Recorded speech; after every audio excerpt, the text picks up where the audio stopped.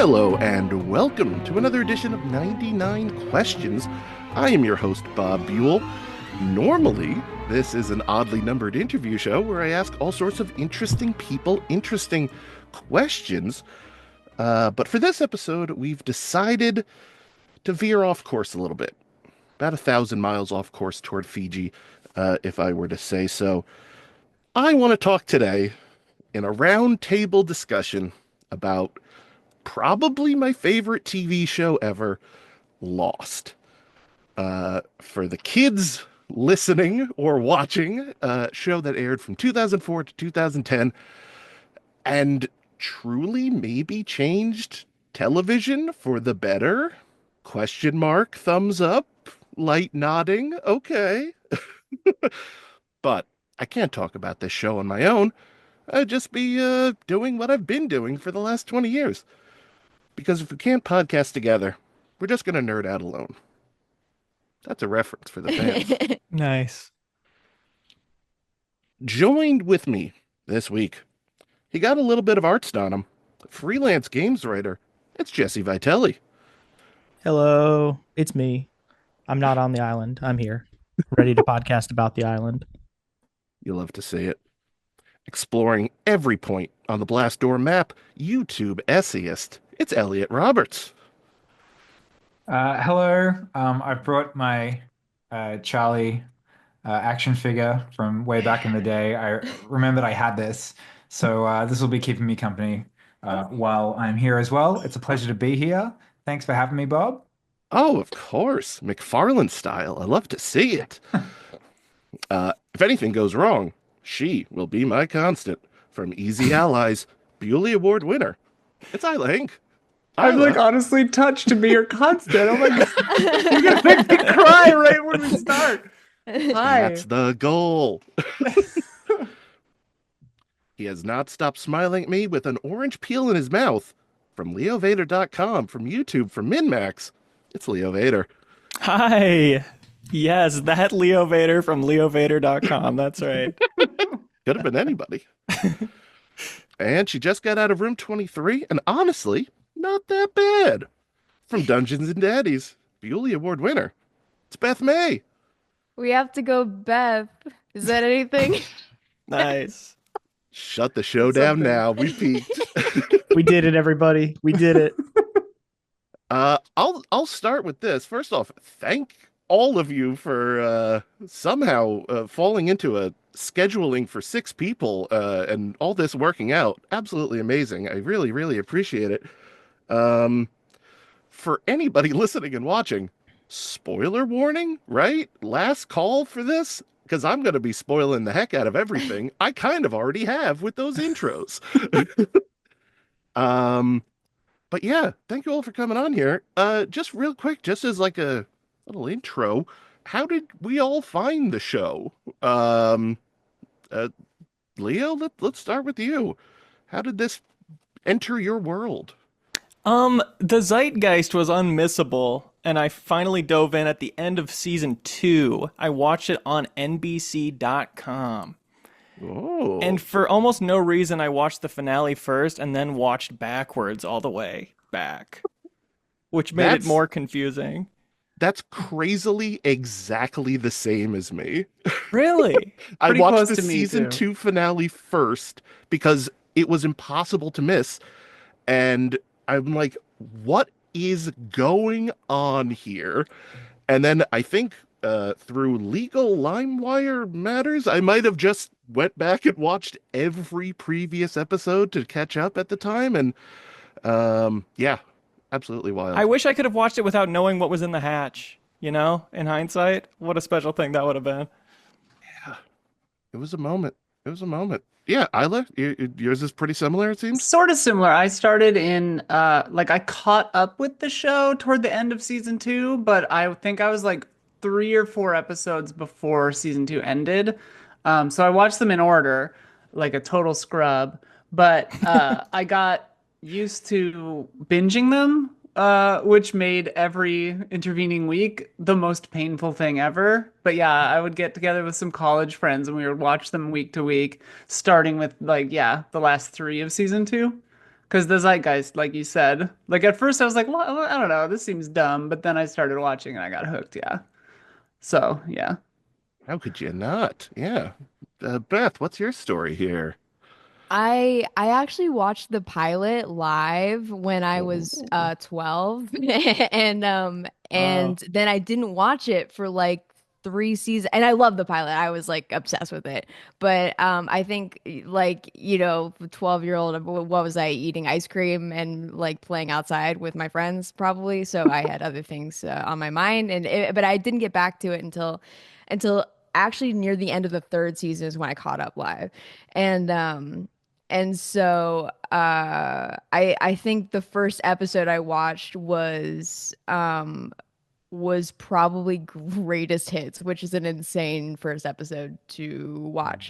And then I caught Wow. up with it. Um You're like, I'm hoping this Charlie guy sticks around for a long time. well, I think it'll turn out pretty good for him. Wild. Yeah, Jesse, what about you? Yeah, I had this weird thing where for some reason I had never talked about the show before, and my parents got it this first season for me for Christmas, and they were just like, "Here, you'll like this," and I'm like, "Oh, okay. Have you seen it?" And they're like, "No." I'm like, "Oh, okay." So I'm watching the first episode, and I'm on Xbox Live with a friend, or it's like Christmas break. I'm in high school, and this is like a couple years after. So they're probably in like season 4 or 5 at this point in time. I've got this first season. I'm watching the first episode, and I'm on Xbox Live with a friend. And I'm like, hey, I think you might like this show. Do you want to come over and we could just like watch this DVD set that I have now? And we watched the entire first season in one sitting. Like we just kept going. And then I didn't watch any of the other seasons until like years later when I got like an actual Netflix subscription in like 2012 or 13. And then I was like, oh, I should watch the rest of that show that I watched all in one day and never thought about again. And then I restarted it and watched all of it. And I was like, oh, this like fundamentally altered my DNA. Okay. I get it. Those DVD box sets were so good. Yeah. Oh my I God. still have my pyramid box set. Oh, Yeah, on my- it's on my like shelves. half eaten by like the family Labrador, Yeah. circa 2009, but 2010. But yeah, I still have it. oof. It's good stuff. I think, yeah, I had all 5 seasons, I think, on DVD at some point. I think an ex of mine might have them all now, but that's the past is the past. But yes, and now I have the Pyramid box set, and it's the coolest thing ever. It's the greatest thing to put on your shelf and be like, just sort of nudge people about and go, hey, what about that? It has an onk. Elliot, what about you? Well, it sounds like I was the only one from this group who watched it from the start, which makes me feel kind of cool. Although I was in Australia when I saw it, which is why it's daylight right now. It's 2:15 in the afternoon here. So very convenient timing, Bob. I appreciate it. I watched it in Australia, which was like, so you got it in September 22nd, famously. We didn't get it till I think February the following year. Mm. But then when the Lost experience, which I'm sure we'll get to later on, when that started happening, I was like, I want to be there for this. So that's where I had to learn how to like illegally download or just find the second season at the same time as America in my own way. But yeah, I've been there since the start. It's always been my favorite show. It was like my first kind of like show that I watched that wasn't necessarily for kids. I was 14 when I first saw it. So yeah, it was pivotal to like my adolescence and upbringing. Yeah, it means the world to me. Did the Australia connection have any impact on it getting on your radar, or is that coincidental? Big time. Yeah. It was hugely advertised after, I remember specifically the Australian Open in the summer. It was like, Ooh. it kept teasing this like plane crash show because they were the only clips that it would like show was like, those scenes from the pilot. And I was like, oh man, this looks like really gnarly. And yeah, then I was always kind of bummed that there was only one Australian lead cast member. I was like, from a It flight doesn't to really Australia, make sense, does it? With Yeah. yeah. no sense at all. If you've ever been on a flight from Sydney to LA, which I have been on multiple times, it's mostly Australians going on holiday to like Disneyland. Like it was the one thing, it was the first part of the whole show where I had to like subvert my expectations to reality, suspend my disbelief because I was like, that's not a real life manifest. But yeah, that's kind of part of being a Lost fan is suspending your disbelief for a little while or for 6 years. Well, it's because Jacob filled the plane up with all these other people. So All these Of course, things. everyone Everyone who died and every extra was an Australian. That's the way. I yeah, like it. yeah. They just didn't matter to Jacob. So Yeah, exactly. Should have gotten their name on that cave. What can I say? All right. I'm ready to dive into this. I'm chomping at the bit. I think everyone has, hopefully, top 3 moments from the show. And I narrowed it to 12. I was having a really hard time. I have so many narrowing cards. it down. Yeah. we A can lot go of mine will through. probably be other people's too. Yeah. We listen, this can be special nominations all day of 1,000 fourth place entries before 1, 2, and 3. But yeah, anyone want to start off? Maybe start with number 3. We'll go around the horn and just say why you love it so freaking much. Same horn as before. Sure. Same horn. Don't Horn make me is assert myself. the horn has been cast. Yes, please. Mr. At the Vader. end of the season 3 episode Par Evian, when they find Jack with the others, expecting him to be imprisoned, and he's playing football, and he spikes the football. Oh and my it says god. love. Oh my god, yeah. Mr. Friendly, tight spiral. Like, surprisingly good throw from him. That's canon. It's unsigned QB. Yeah. That moment strikes me as like knowingly funny in a way that any show that has this many episodes has to be. You reach a certain level of self-awareness if you have any humor to you at all. It's like they can't all be the most serious cuts to credits of all time. Or maybe they just found it in the edit because he did that goofily and it was a funny place to put it. But either way, it's like the show stuck with me because of the heart, and this is like a weird, goofy, personal moment of it. Such a great one. Especially because they still have that dramatic end of episode, like baritone horn, like the as he spikes it. So good. So good. And genuinely such a great twist at the end of that episode. Right. Genuinely funny and still perfectly works to the story. The funnier and like more at home he feels, the bigger the reveal, right? Like, yeah, it helps it. Totally. So good. I don't remember who I picked. I don't next. even. Yeah. There's too many of us and we're too polite. You're gonna have to just tell I us. was doing it in the to back do of my head. things. I'm like, who's next? I don't think it's me. I don't remember. I I'm think I gonna was say- second or third, but I don't remember. Isla, take this horn. We're running with horns today. All right. God, I'm trying to decide which one to pick. I'll just because you mentioned it already. I think Elliot. I just wanted to shout out. This is like a nominate, like a honorable mention, of my 12. But yeah, I loved the ARGs, specifically DharmaWantsYou.com and Find Ocean 815. I don't think I did Lost Experience or the Lost University one really, but the ARGs were just so crazy, and I've always loved that kind of stuff, like extra bonus content. Like shout out to the BioShock 2 one. Yeah, I don't know, just the Dharma website, like finding secret pages and like becoming an initiate and doing all the tests and stuff, and like even though they kind of just like canceled it halfway through, They tried. and it was fun. I don't know. Yeah, I think they only really, and I know Elliot's more of an expert than me on this, but yeah, I tried to follow that Lost Experience one between, I believe, season 2 and 3, if I remember right.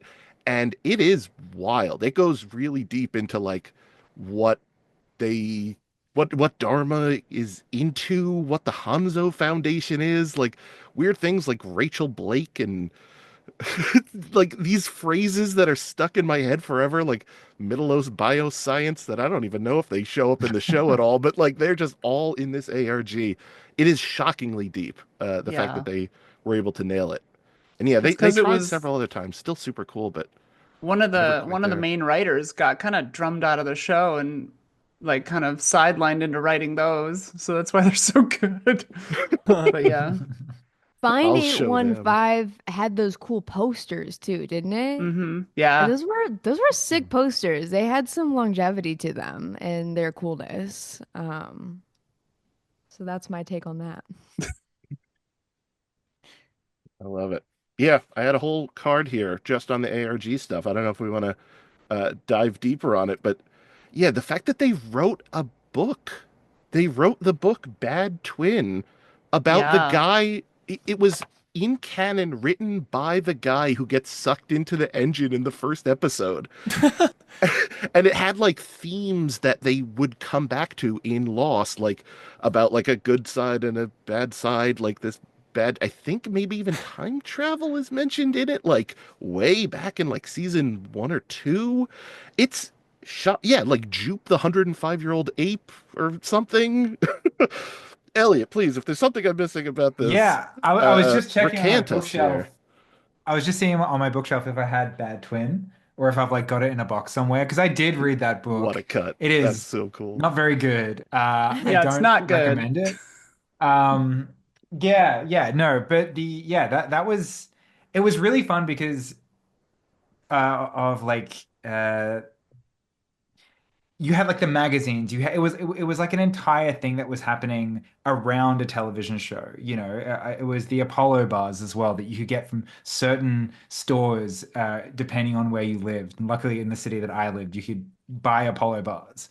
And like I don't know, it just felt like this is the original. This is the first one, the Lost Experience one, where you had to like solve a puzzle on like the website to see the rest of this video. That was the one that I really stuck around for. I didn't get as into the stuff that came later on. Like I wasn't too into like the whole Lost University thing. Then I think they were just overplaying their hand with it a little bit. But Yeah. that initial buzz when they played that like flash during whatever season 2 episode it was, and it's like to find out more information, go to this website. And it was in that quite not nascent, but early-ish time of the internet when like websites were cool, and it was like you go to this website, it's not all just owned by this corporation. Like you didn't know where any of this stuff was actually coming from, and it was like I don't know. It really elevated the experience, if you will, especially at a time when season 2 was starting to maybe dip in quality slightly. It just gave it a bit of extra oomph to keep you engaged if you were a huge nerd like I am. Yeah.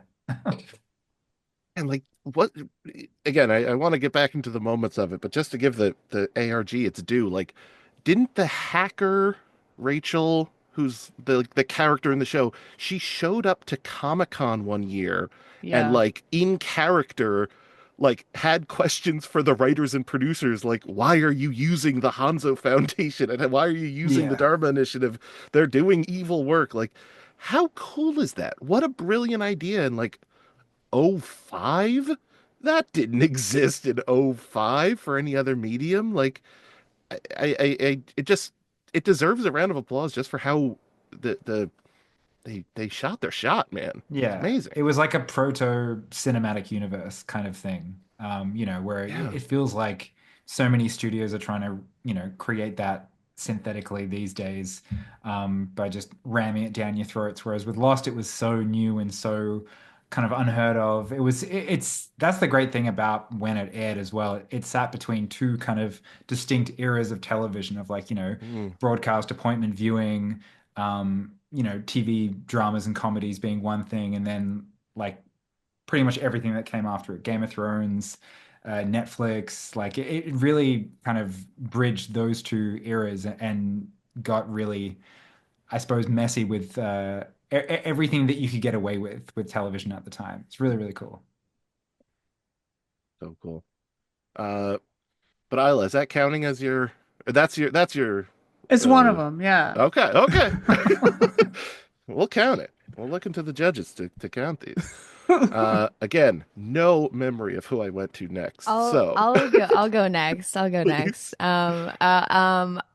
One of my favorite moments, obviously, because that's what we're discussing, but something that always, the first time I saw it, I was like, oh fuck, is in season 2, The Whole Truth, when the person we know at that point to be Henry Gale talks about Oh my writing that God. map for Ana Lucia and Oh, discusses what he would do if there were a nefarious plan regarding that map.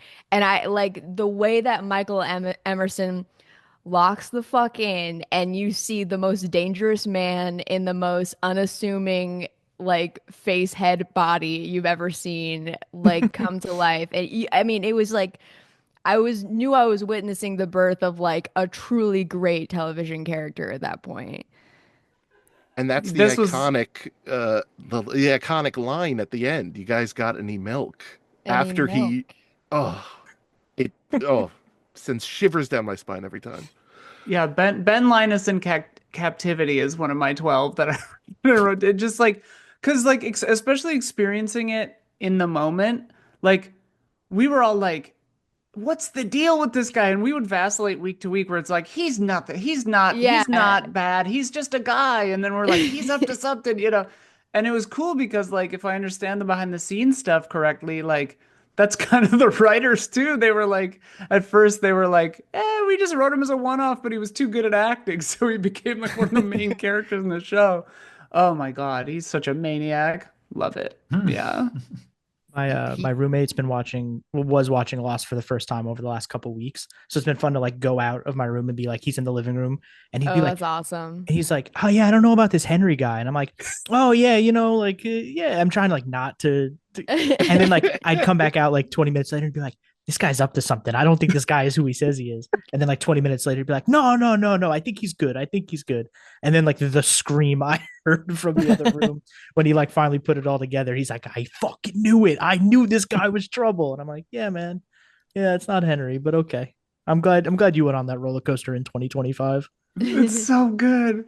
Yeah, and it's what I love about the kind of uncertainty about even in real life, like whether this guy would be a main baddie or a character at all, is that it's like you kind of needed that uncertainty to make the like I think make the twist feel authentic. We were getting to a point in season 2 where the twists kept being like they so often are in media, like ironic twists, like the exact opposite of what you think is happening, and that's kind of lost shtick at this point.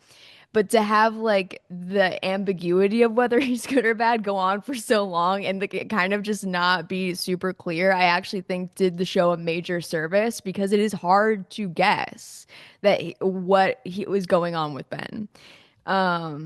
And just when you think you've got it figured out, you don't. And I mean, it's such a tribute to Ben, the character in general. Just when we think we've got him figured out, he's got something else up his sleeve or doesn't. And that's surprising too. So. Yeah, that introduction definitely fits with every other thing we see him do. So good. So good. Best 1,000-yard stare in the business, Michael Emerson. Yeah. Jesse, what do you got for number 3? Oh, I've been going back and forth in this a lot, but I think I'm going to go with a classic, one we can all agree upon, and it's the episode in season 2 where we finally see into the hatch and Desmond's chilling and the music plays. We're introduced to that whole thing and just that routine of like him on the bike. You see him clacking away at his keyboard. Then he's putting the shot in his arm and he hears the explosion and he just starts running around. He gets out like the periscope and the way it does the camera shot of like following you back up through the hatch and like turning around and seeing Locke and Jack just looking down. It's like that whole scene. Like I rewatched that scene like right before we started recording. Same. And I'm like, damn, that scene still hits. That scene still hits like really, really hard. And oh man, just that entire moment. I remember that being like when I finally got back into Lost and I was like, how did I wait so long between seeing the end of season 1 and then finally starting season 2? But that scene, like, just top to bottom, is so good. Just like also like an incredible way to start a season. Yeah. Like holy yeah. cow. And then the mirror shot of them looking down is how season 1 ends. It's great. I love it. It's and you're about to meet one of the best characters. Oh my god! Desmond fucking slaps. And it doesn't drag out though. Like what's in the hatch? It's like no, we're gonna show you exactly what's in the hatch. You're gonna have a lot of questions, but you've at least seen the layout of it, and then we'll like show you exactly how it connects. So it's like the mystery of what's in the hatch is kind of solved, but there's still so much more to go. but they give you the actual physical look at it, and it's like I appreciate that. I appreciate you not dragging that out for more time. It's one of the strengths of the show where it's like, well, it answered the question, but that just raised More 15 more questions. Yeah. But what a great location that was to add to the show. Them being Yeah. able to like do laundry and stuff. Like I love this show so much of the time for just I love the characters. I love the idea of being on the beach all the time and like foraging to survive and things like that. I was, as much as it's like a constant series of nightmares on the show in a way, I was very much like, I wish I was there. I wish that was me. And the hatch definitely made that even stronger. I would The just shot- daydream in class, like fall asleep on my desk and dream about being on the Lost Island. The shot when Hurley sees the pantry in the hatch. It's Yes. it's just like, oh. Yeah. What do you think That was Desmond was my- making in that little protein shake? Like, he just throws in like 2 of the wettest cherries I've ever seen in my life in That's that all you opening need. shot. They look that's all like you need. tomatoes. Yeah, it's just they're straight protein humongous. shot. I don't know. Yeah. Yeah, that was my number 2 Yeah, me too. moment, the season 2 opener.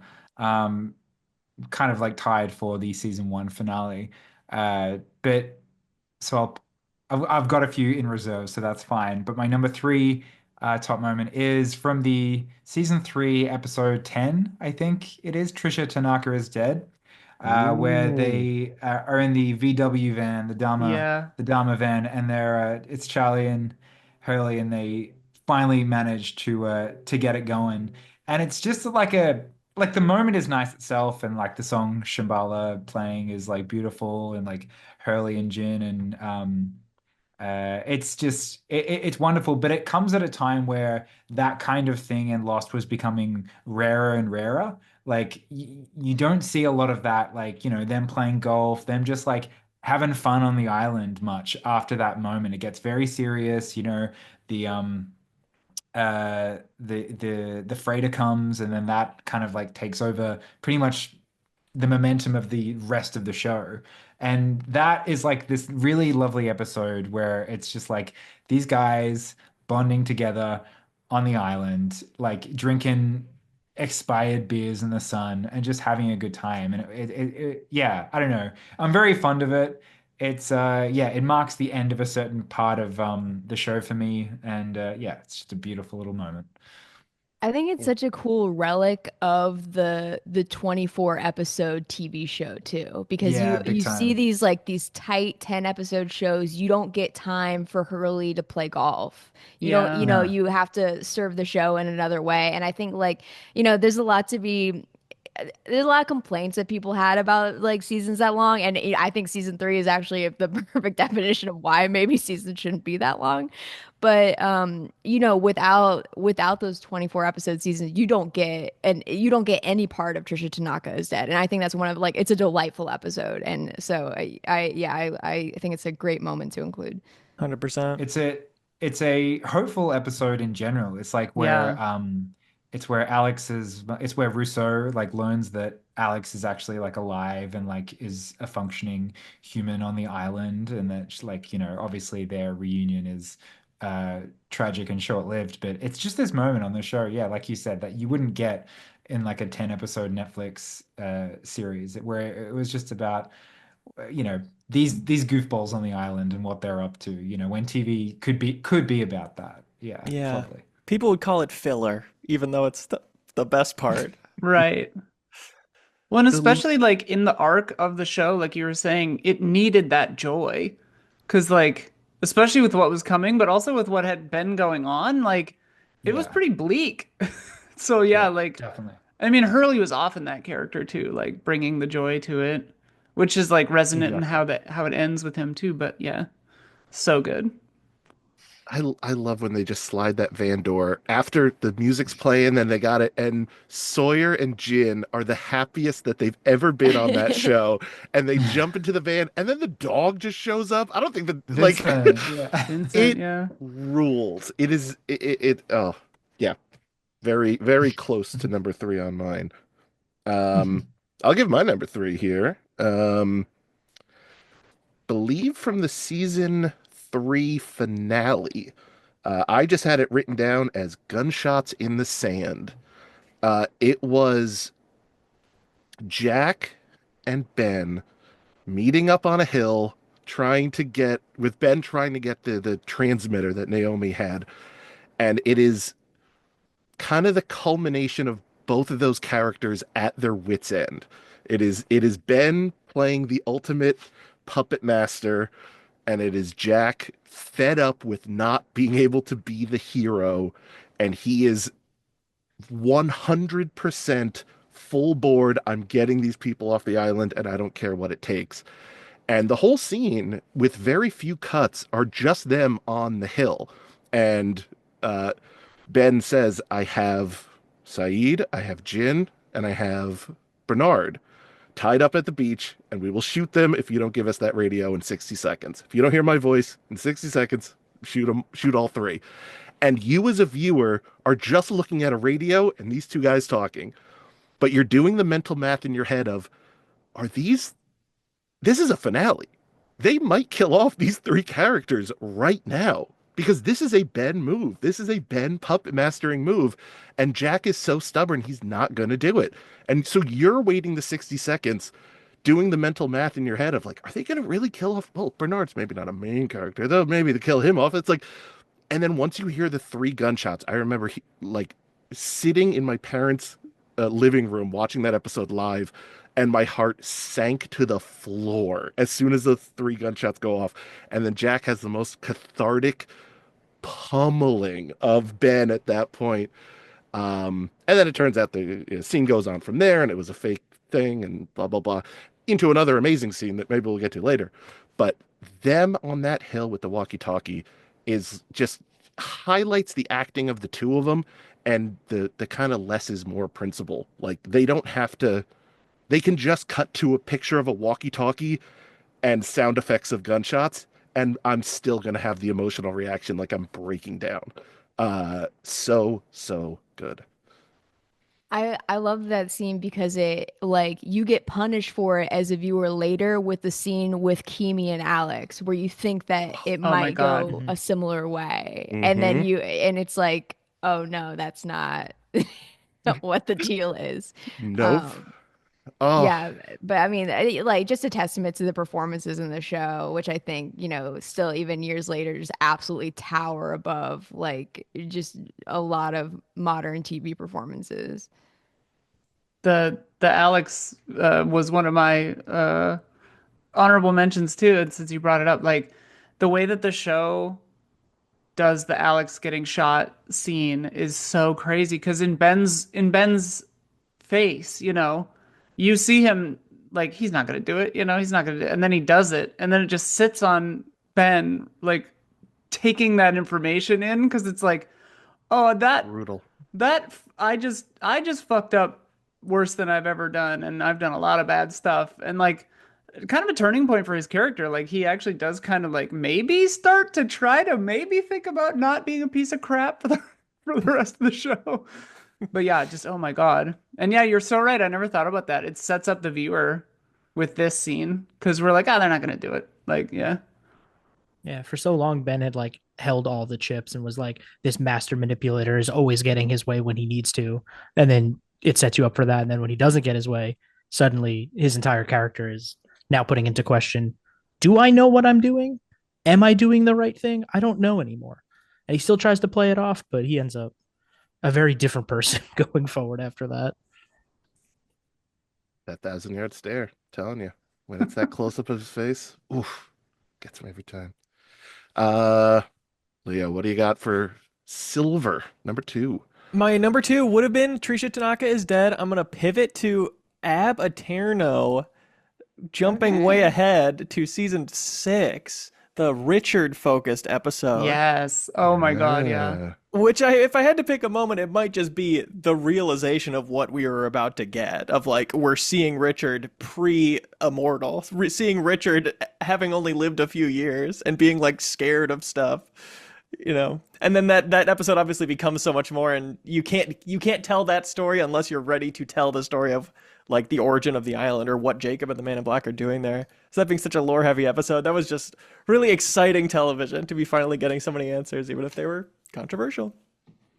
It was so like that episode in real time was so funny, because like is it entirely flashback, like entirely his story? I can't remember, but like I think so. yeah, I remember it was a Except very bold move. the very start and the very end. Okay, It's, yeah. But like people were just like, you said before, filler episode, like people were just like, oh, we didn't get anything, and then like later on, like with hindsight, you're like, oh no, that was probably one of the best episodes of Yeah. like the show and maybe of TV, like yeah. Yeah, I was just gonna say that that episode and as well as Across the Sea, I remember people being pissed about when Yeah. they came out, and then So, now yeah, yeah, I'm like I love these episodes. I was included. I was like, what do Same. you mean Oh, I yeah. get this fucking like?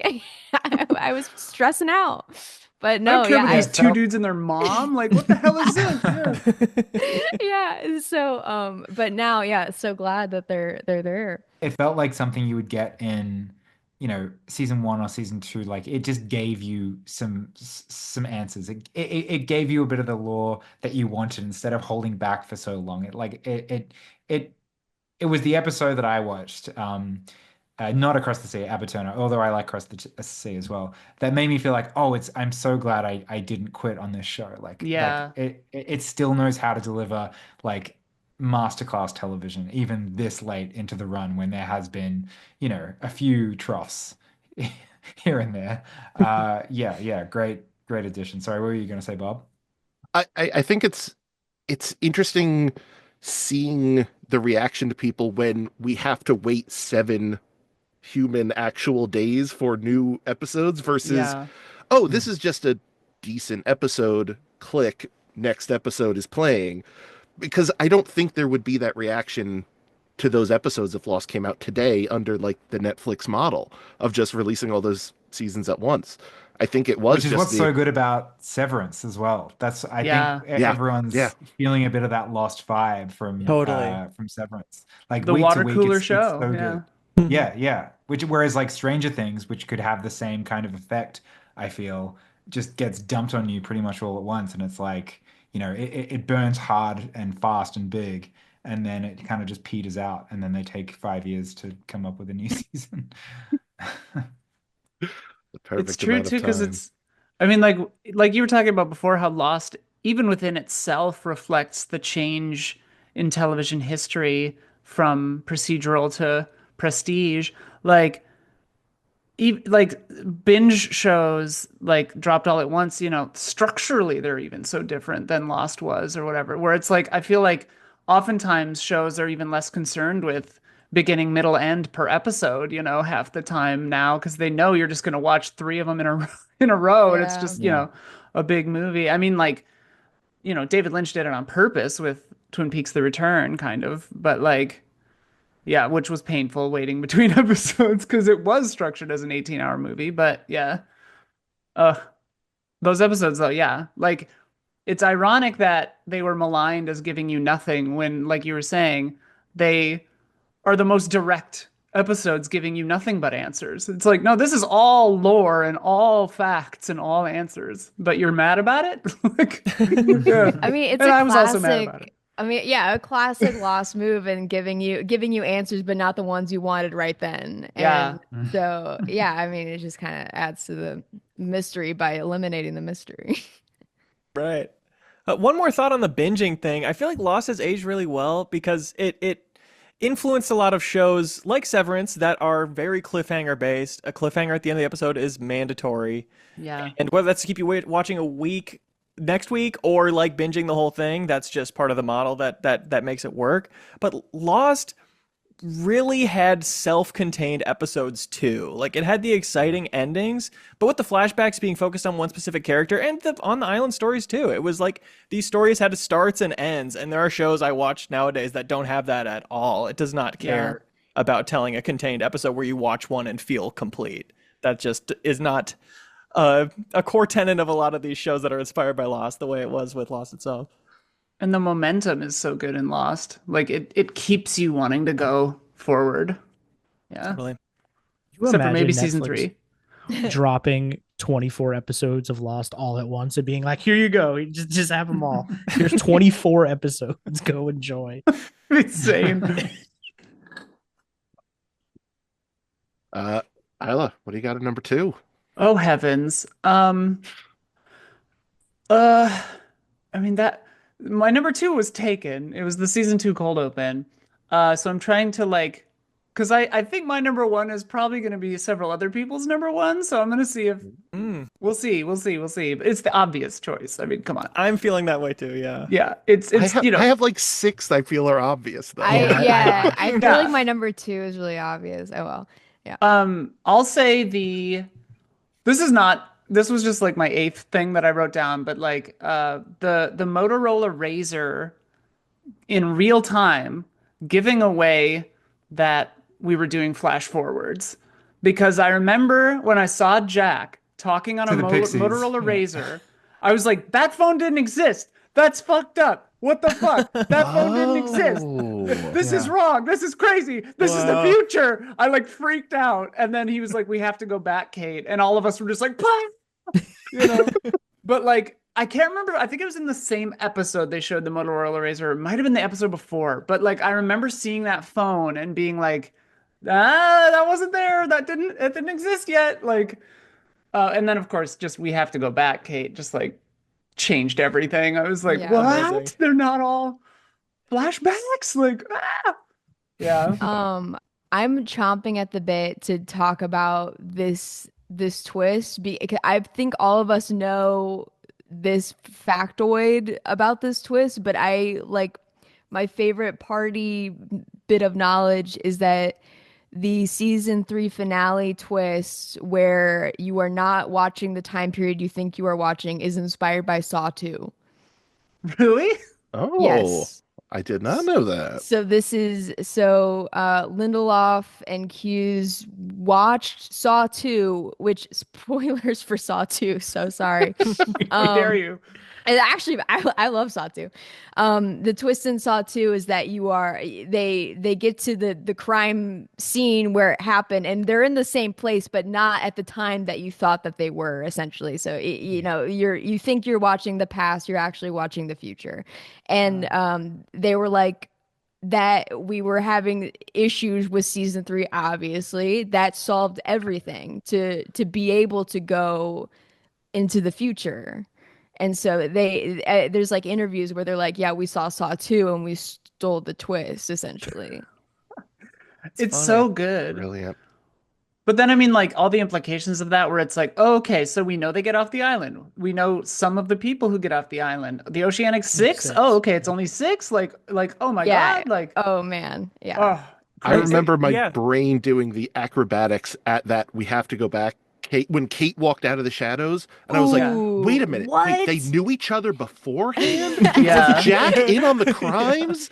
And I was just doing the mental jumps in my brain to make this work until they started talking about like getting off the island, and I went, oh my God. I didn't pick up on the Motorola Razr thing at all. Yeah, So, I swear it took me until he said we have to go back a second time for me to be like, wait, are they? back where? Yeah. Yeah, and another part of the power of that moment is like the win condition of the show of getting off the island. Like, Right. suddenly that's not going to be enough anymore, and that just it instantly like, breathes more life, extends the scope of the show so much. Well, and it's so genius, like the subversion, like and it's what the show does, but like with the hatch and with everything is like subvert the initial problem. Like you were saying, survival on the beach is the initial problem. Change that problem into we have everything, like, but we have to push a button every 108 minutes, like get off the island. Now we did that and it sucks. Like, yeah, it's just so good. Yeah. even in the short term, it reframes just that one episode so well. Oh yeah. Of when they're cutting Yeah. back to the island and Jack is again like going 100 miles an hour at we're getting off the island, Yeah. locks in the way. All right, I'm going to shoot him. I don't care. Like, I'm getting everyone out of my way to get these people off the island. And then you see him off the island and he couldn't be more miserable. Oh It's man. brilliant. And when I mean that's my memory might be failing me, but that he during the same conversation he's like, I'm hoping it will crash, right? Yeah. Right. Yeah. Yeah. Yeah, After he when keeps- he's he like, says they gave me the the golden storyline. ticket. He says I keep I'm taking flights. Yeah. hoping it will crash. I'm like, fuck. That's like Yeah. that's the heaviest thing ever. Yeah. Well, Andy's like so embroiled in alcoholism and stuff at the time Yeah. too, so it's just like, holy shit. Wild.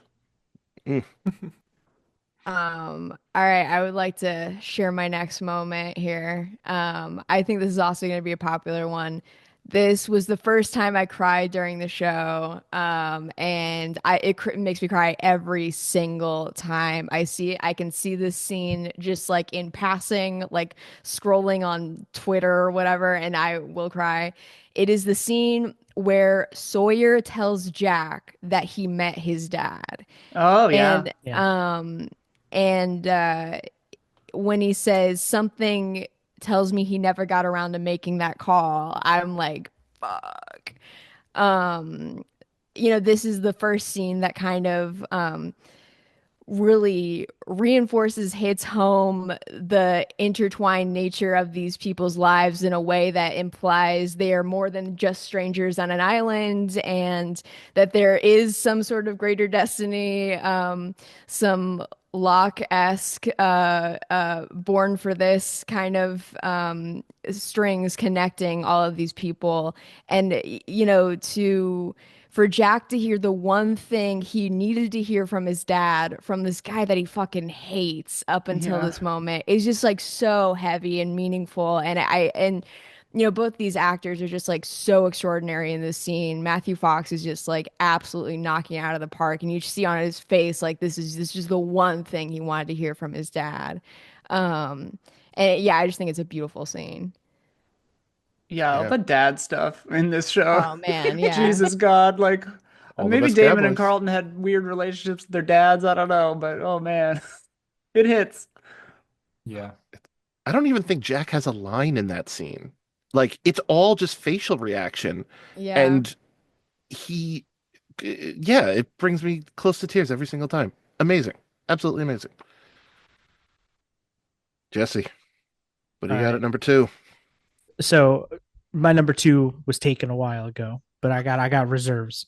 Perfect. And I like to call this Hurley and Saeed's fun field trip, where it's when they're being like hunted, and they're just trying to like get out, and then Saeed gets shot with the tranquilizer dart, and Hurley's got to bring him home to his parents, and it's just this like weird day out. There's like John Wick scene that happens in Saeed's like hotel room where he like hits the guy and like kills him in the dishwasher with the knives that are sticking up. It's this like whole action sequence, and then Hurley just like drops his like corpse on the couch, and Hurley's dad's like, Hugo, what's going on? And he's like, I didn't kill anybody. Saeed did a bunch of stuff. Don't worry. We're going to get him out. And it's just like, there's something about that sequence of like seeing Hugo interact with his parents and then having Saeed be there. And you're still trying to kind of piece together like what exactly is going on? Who are the people hunting them? What they broke Hurley out? Like what's going on? And there's just something about that scene that's like, I don't want to call it comedic relief because it's not, like, it's a high tense situation. But there's something about it just being like, these guys, they're going to be okay. They got this. Don't worry. Like, I feel good about this. And so it's something that just like stuck with me when my roommate was rewatching it and I came out. And I kind of was just like, I feel like this gets glossed over a little bit because of everything else that is going on at the show at this point. And it's just like, sometimes it's nice to like take a step back and be like, man, the show just from all angles had weird stuff happening kind of consistently. And so Was that a moment. flash sideways? No, it was. No, it's in season 4. Season 4. Yeah. Remember that? When Saeed was like the assassin for Ben. For Ben. Yeah, and so there's like the scene on the golf course earlier where the guy asks him and he pulls out the gun and just shoots him on the golf course, and you're just like, what's Saeed up to? What's going on? There's some messed up shit going on here. Just being tragic, you know? Yeah, just ooh. I love those two as like friends because you just like Saeed would kill for anybody and Hurley would do anything else for anybody. Like they're both bros, like just like just out taking care of each other. It's like we're ride or dies for whatever that's worth. Is that the same episode? I think it is, where Hurley has the conversation with his mom, obviously off island, and his mom is just like, what actually happened to you guys? And he gives like a 90-second recap of everything that's happened on the show since. And it's like hilariously concise in a way that only he can pull off on the show. And I- And then she Yeah. doesn't believe him, right? She's like, "Fine, don't tell me." Or Yeah, something. she says, I I don't don't, remember. I believe you, but I don't understand you, or something Oh, like right, that. yeah, I something have like no that. idea Yeah, what her you're reaction talking was about, funny. the but I mom believe you. reaction. Yeah. It's like, okay, honey, that's nice. Go play with your your man over there. Yeah. Your ghost friends. Amazing. All right, I'll go for my number two, which was the opening montage of season 2. So instead, I will use probably a really popular one. Sorry to take it this early, but it's Not Penny's Boat. Yeah. Classic. The season 3 finale. I think my top one is probably even more obvious, but yeah, this is one of my favorite characters on the show. Someone who, like, it was clear they didn't know what to do with him after, like, even a certain point through season 1. But I always really enjoyed Charlie as a character. I love Lord of the Rings. I love seeing Dominic Monaghan on my screen. I think he was great. I love British invasion music, and it seemed like he was very tied to that as well. I just really dug the guy, even though with episodes like Fire and Water, they just, they had Yeah. nothing for this guy to do. But it was such a heroic end and such a beautiful way for him to go, like to be able to like decide that you're not going to be in the show anymore, and that the writers are also like, yeah, we are kind of done with you, and really just capitalizing on that in the best way possible. And because like towards the end of the show, a lot of characters get pretty untimely deaths, and Charlie gets like one of the truly greatest television deaths of all time. And yeah, I mean, it kind of speaks for itself. It's just so beautifully done. Especially coming as it does after a season of, premonitions, I guess, of his death, right? Like that Desmond has Like been he kind of knew it having. was coming. Yeah, and like he keeps trying to save him and keeps trying to prevent it. And which makes sense later when the time travel stuff is kind of more introduced, but like which is also cool because they contextualize psychic powers or whatever as just time travel stuff. But like the taking the control of it himself, like taking the power of it himself is such a cool way to.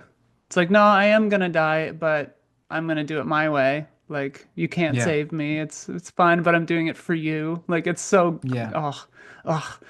That little And- smirk. That little smirk with the Oh, bubbles yeah. coming out when he's fully in the water. Ooh. Oh my God, I it rips my heart out every I time. feel like there's this moment, right, where like he's accepted it. He's like, I know what's about to happen. I'm gonna take ownership of this and do the best I can. But then as the viewer, you're like, oh, but he could swim out the hole in the window, maybe, or like maybe he Yeah, could open the yeah. door and get out. And you're trying to come up with like all of these ways that like maybe he could get out of this. And it's like, no, he's already accepted it. We also have to accept it now.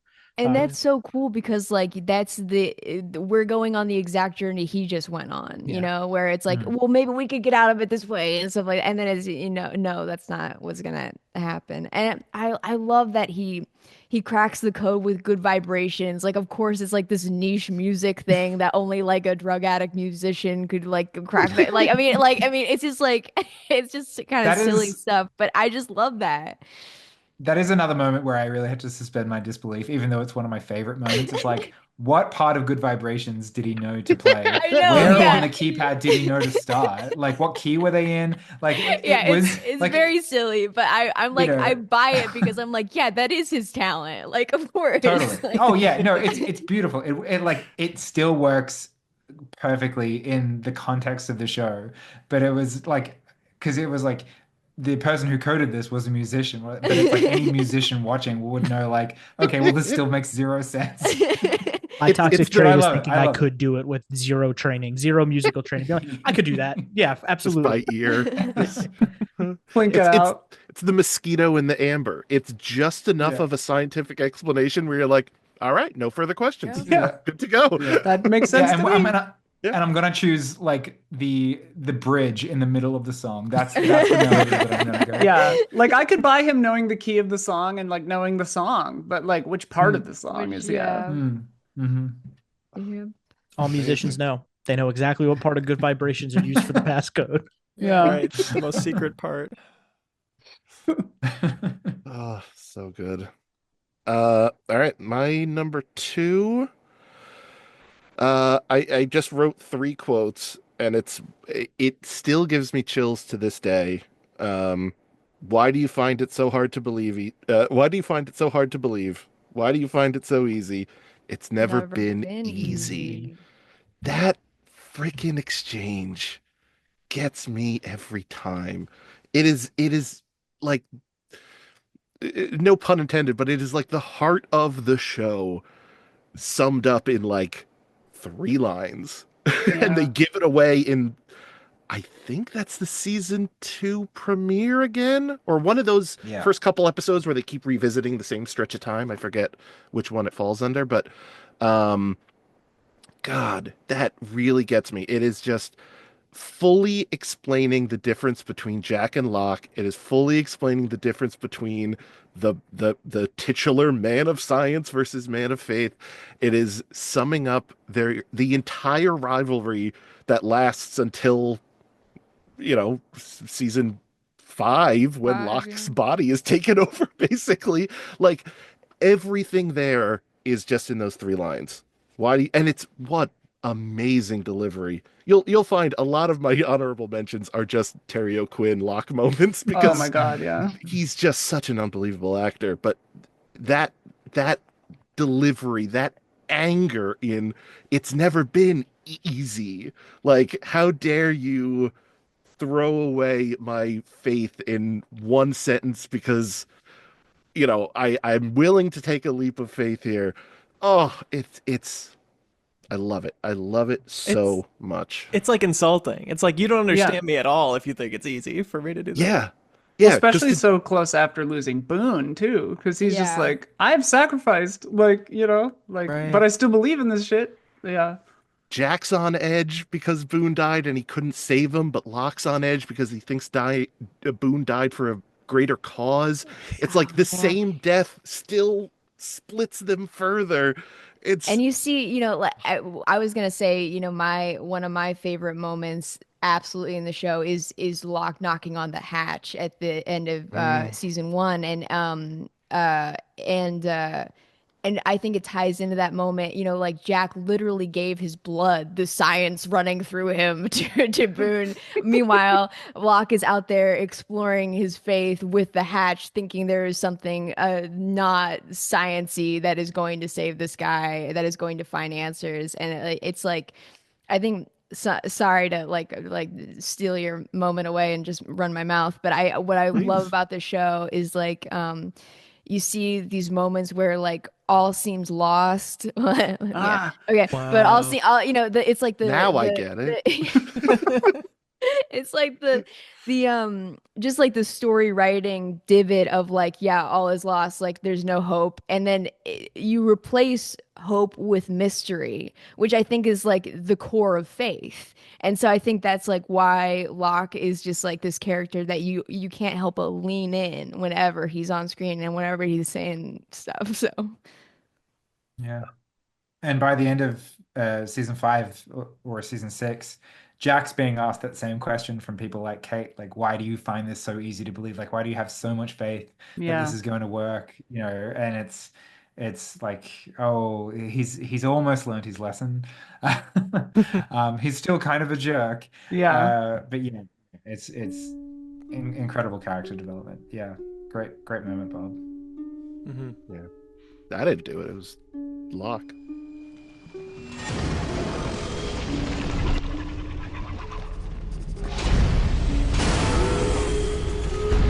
I don't have much time, but I do need to just chime in real fast to let you know that if you're enjoying the audio version of this episode on Spotify, there's going to be a little button there that says switch to video. You can watch this whole thing in video form. Or if you're on YouTube channel Bob Buel, you can watch the whole thing there too. Or if you're just an audio listener, keep rocking it out. I'm not going to tell you how to live your life. And if you're a first-time listener, thank you for checking this out. Keep loving Lost. And if you like the cast here, I've interviewed them all in previous episodes. All the links are in the description, so don't worry about searching too hard. Now, if you'll excuse me, we got to get back to the second half of this episode.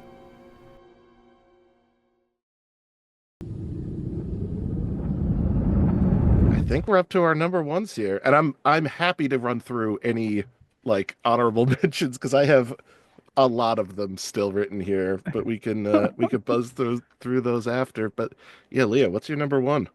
I haven't watched the show in its entirety in like 4 or 5 years. The one thing I rewatched in preparation for this was The Constant. Yeah. Because was that everybody's number one? I cheated and I didn't put it in my top 3 only because I knew it would come up. I knew it was, yeah. I'm thanking God I went first. Specifically, the phone call at the end. Oh my God. Unbelievable moment. It's 2 years you've been waiting for these two to speak, Desmond and Penny, in the modern timeline, and you're feeling like them having like barely getting this connection, like over this shoddy, staticky phone call. But you still feel them finally reconnecting and finally like really knowing that the other person still cares about them after that's been like a question for both of them for so long. Such a powerful, cool moment. And that episode is so great standalone. It was so fun just watching that. Yeah, that episode is just a masterclass of everything. That episode has one of my favorite like funny dumb moments, which is like when Desmond wakes up or like wakes up from his flash, and then his drill sergeant is like, at least it was a military dream, which is like an insane thing to say, but I love it. I'm like, what? Also, like, it's a testament to the show that, because this is pretty much regarded as the best or one of the best episodes by pretty much everybody, it seems like. And like the fact that it centers around the romantic relationship between two characters that were introduced later in a show that aren't even the main characters, maybe, like the fact that we care that much and that the episode is so strong. And that it deals with insane high concept stuff like time traveling and like Billy Pilgriming all over your own timeline. Like, it's so good. It's awesome. I think you've seen Penny by that point in the show twice. Yeah. Like, that's nuts that it's that impactful. And it is. And it truly, truly is. Because Desmond's She's been so struggling good, for too. so long. Yeah. Like, it being as a resolution to that, too, makes it really powerful. His jumping and around. the stakes are right there. Like you see, is it Minkowski who like dies like in the same episode, and you're like, oh, this cannot happen to Desmond. You everything is just so perfectly done. Like exactly what the stakes are. You know why this is important. You know how unlikely it is to actually happen, and all the while it's just being shot in such a fantastic way. Like every time he faints, and then he faints perfectly in like wherever else he is in time. It moves so well this episode, and it's the reason I haven't included it in my top 3 is because I almost think it's like you were saying, Leo, it's almost like an episode that is kind of standalone. Like you can kind of watch this episode of The Constant and just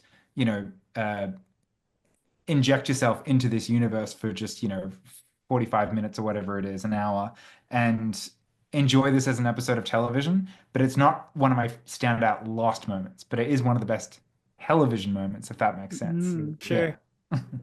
Yeah, the transitions are so cool. Like no sound effects, it just being like dead silent. You feel like something's wrong with your TV when it jumps between those two timelines. It is really unique in the show for that too, the stylistic choices.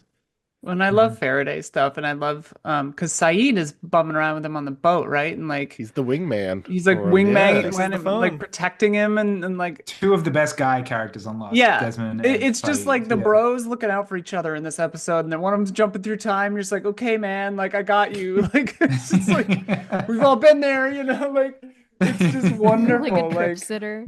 Yeah, exactly. Yeah, I mean, pretty much like. He's like, okay, you drop it. I'll just watch you. Like, I guess this phone call is important. Yeah, he doesn't even know, but he does. I don't know who Penny love. is, but here you go. Yeah, he's a romantic. He's a romantic, so he gets it. Right. That's what's so good about it. Is like it's just people trying their damnedest to not be who they have been forced to be. And Saeed, at his core, is just a romantic. But Desmond is like his performance and his character, he's just the kind of guy you want good things to happen to, Mm-hmm. Yeah. I don't know. And it's such a cool moment, especially after Not Penny's boat, where it's like, okay, this time it is Penny's boat, and like there's moments of hope, and it's like, oh, maybe we will be okay. Like maybe everything is gonna be all right. Yeah. Yeah. Fucking Whitmore. Boo, Whitmore. Am I next then? Perfect. Yeah, moment. get a backup. Isla. Yeah, I do have backup number one. Because I figured the constant, like the constant was the first thing I wrote down, but I was like, everyone's gonna talk about the constant. It's a line of dialogue that I think also weirdly, like Bob, why do you find it so easy? It's never been easy. Like that exchange is the core kind of tenet of the show. But there's one that comes near the end, right before Ben kills Jacob, that I think also summarizes the show, where Ben says, "What about me?" And Jacob says, "What about you?" Yeah. And it's just so brutal. It's just Holy like, shit. oh, fuck. The universe does not give a Cuts. shit about you. Like, and like philosophically, it's so resonant to me because it's just like, I believe that the universe can't care because it's not sentient, So it's just like, that's such an intense and like cold dismissal. And it's like, yeah, Jacob probably wants him to do it, so it's like whatever. He's manipulating him too. But like, holy shit, just like, what about you? Holy crap! I mean, it's a guy. It's Ben basically talking to his God. Like that's if you cut through the Who he's fat, done that's everything for. that he's done everything. He's ruined his for. entire life, killed everyone he's ever loved, lost Pretended there was someone everything. in a chair. Yeah. Really well, by the way. Really well. And yeah, his God has one sentence back to him, and it's "What about Dude. you?" I had And- that on my yeah. honorable mentions too. It cuts And like it's a because- knife, pun intended. Because Jacob, he never heard Jacob, right? So it's like, I don't know if it's literally the only line he says to him, but it's like the one of the only things he ever says to him that he actually hears from Jacob, who he's like pretended to hear, and like, oh yeah. What about you? Oh, so good.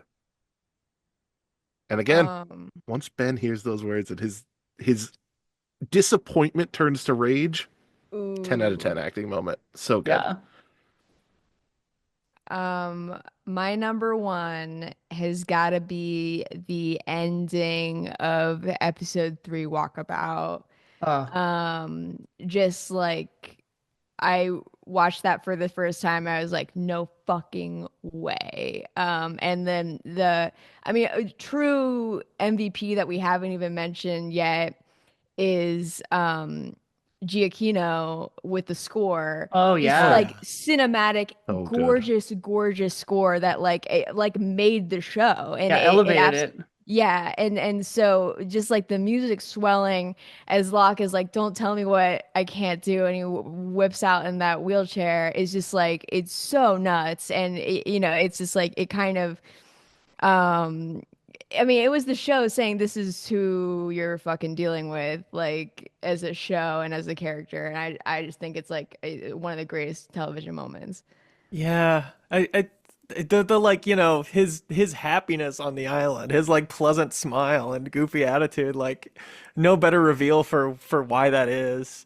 And even in episode 3, it still feels like it's been a long time building up to it. It's almost one of the first big like reveals or mystery answers.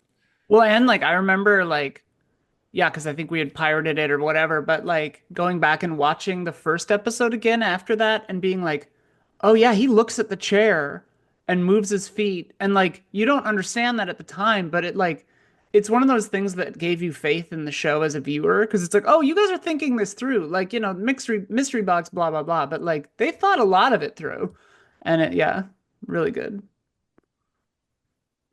It's unbelievable. It really is one of those amazing moments of the whole show. Like perfect reveal, perfect execution, perfect soundtrack. Period at the end of the sentence. Like, what do you do? Perfect. Yeah. Electrifying. Jesse, Oh, what do you yes. got at number 1? All right, we've talked about a lot of good moments. This one sticks out in my brain, and it's from the finale, and it's one of the last conversations that Locke and Jack have, and it's when they're in the waterfall. They've lowered Desmond down, and it's a Jack says to Locke, and he goes, "You disrespect his memory by wearing his face, but you're nothing like him." It turns out he was right about almost everything, and it's like the moment that Jack finally like admits that like Locke was onto something. Locke like understood what this was about, and Jack is kind of finally like relinquishing his like this notion that he has to be the savior. He has to be, the guy that science rules all. And it's like the last conversation they have before they literally go and try to murder each other. And it's like this very nice exchange of just like, man, it would be nice if it was actually Locke and he was right here, and like Jack could finally like say that to him and they could have this moment. But instead he's like with an actual monster that he's gonna go Superman punch in like 5 minutes when they're on the cliffside, and he goes to, which is really funny because like before the commercial, he's like Superman punching, and then at like commercial break, it comes back and he's not doing that. He like tackles him. It's like a weird, the way it's like angled is like very strange. Besides, like there's a that, deleted like, scene of him missing or something, Yeah, which would be very funny. Like something happened there. But there's just something about that interaction specifically that like really sticks out to me. And when I was rewatching it, I was just like, no, that line still like holds weight, and that still like is this like moment of just like, damn, what could have been two friends, but instead, no, you got the smoke monster, the man in black himself, being a real piece of shit. Yeah. And Jack, one of the most flawed heroes of all time. Yeah. Yeah. And especially after the flash ups or whatever, like the relationship between him and Locke, and you realize like, oh, like you guys could have had a very healthy, like they're similar ages, they're not like father son, but like, you could have healed each other's wounds in so many ways if you had just talked about it. Like, it's tragic. Story of men, really. I mean, yeah, fully. Man will literally fight a smoke monster instead of going to therapy. It's crazy. It's so true. It's crazy. Yeah.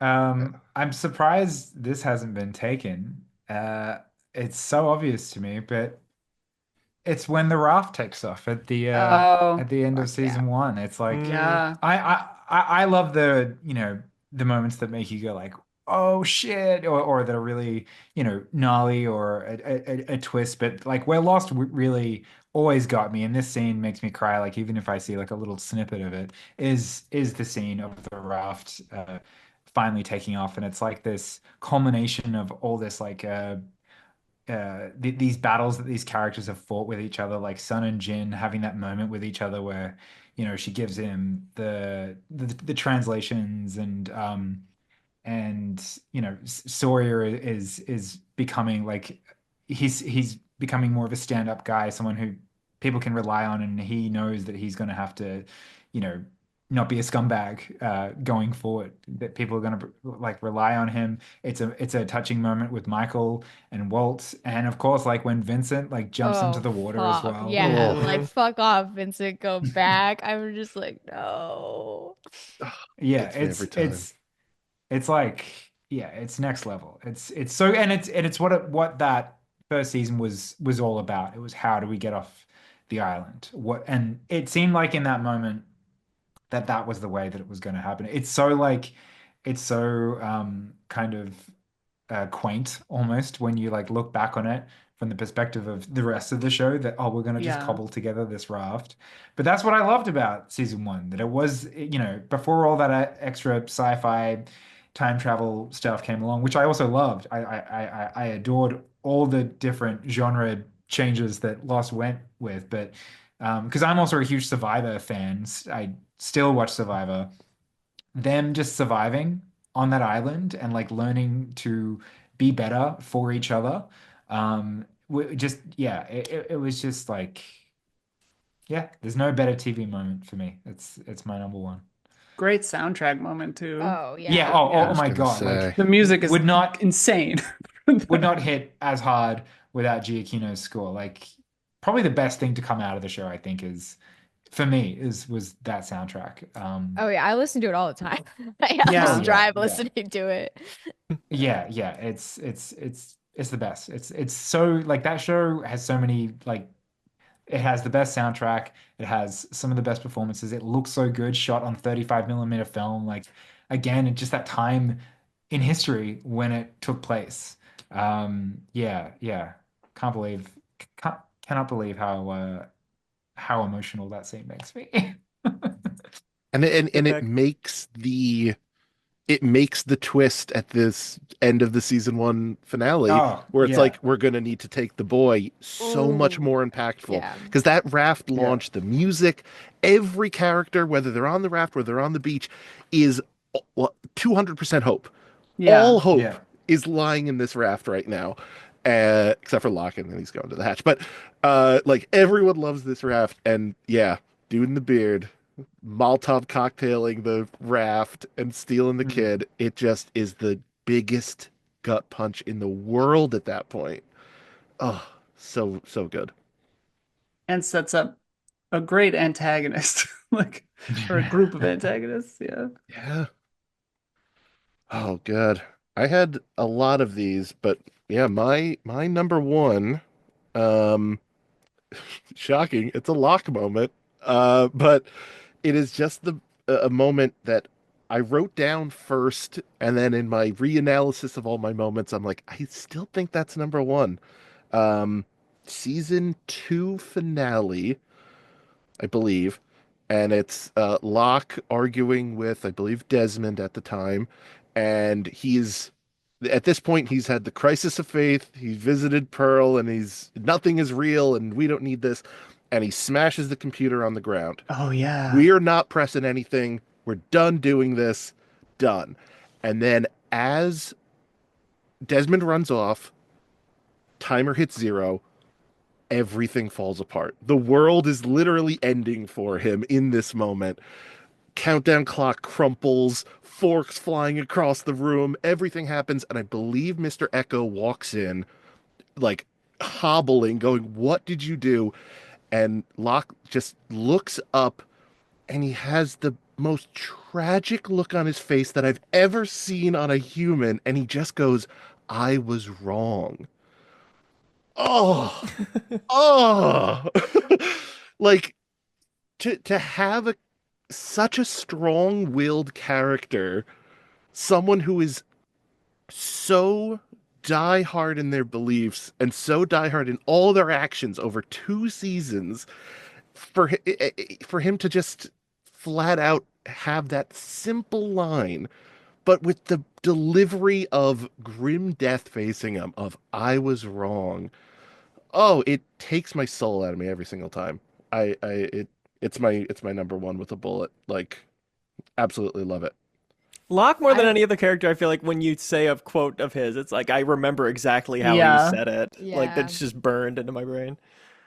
I think like that whole sequence of events is so beautiful and cool. The line I remember kind of earlier on is when it's something akin to like when that light went on, I thought that was my destiny, but it was probably you just getting up to go to the bathroom. And it's just like, wow, like Locke gets it. Locke gets that being a human isn't easy, and so I felt that. Was that the moment where the blast door in that part when he after he smashed the camera, was that, or the computer, or was that earlier? I was trying to remember when the blast door comes down earlier in the season. Okay, because that's when Ben is like, I didn't push the button and nothing happened, right? Oh It yeah, creates the crack in Locke in his not quite because he's getting believing. manipulated. Yeah. Yeah. Yeah, I think because that's I the remember same episode Saeed finds out he's not Henry, but they don't know beyond that. Yeah. I remember the hieroglyphics on the clock and the blast door, like launching 1,000 conspiracy videos. Like we were all like, because Entertainment Weekly had the screenshot of the blast door or whatever, and we were all and those just, black lights look so cool. Like Yeah. that was such cool design. yeah. And it's just like, okay, somebody went crazy and wrote all this shit previously on Lost, and like that just hints at a bunch of other stuff. Yeah. And it's even the just guy, the stain on the ceiling. That's Rinsler or whatever. Rinsler. That's the Rinsler. Not Rinsler. But they have so many hints at what happens later too. Like I remember the flame logo being on the blast door, and they don't get to the flame for another 14 episodes or something like that. Um, uh, yeah, so cool. Uh, Anyone have any honorable mentions here? Because I know I have a couple more moments from my notes here. Feel free to throw them out here. I have I'm a small one, really quick. It's where Hugo and Ben share an Apollo bar.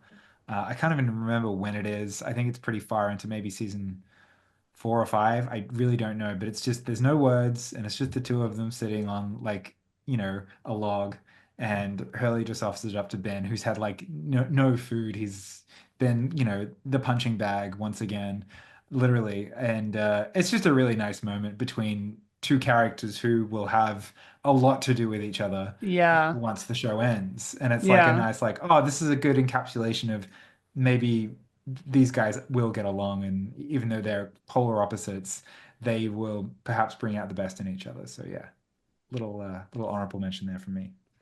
And we're going to talk about the ending still, right?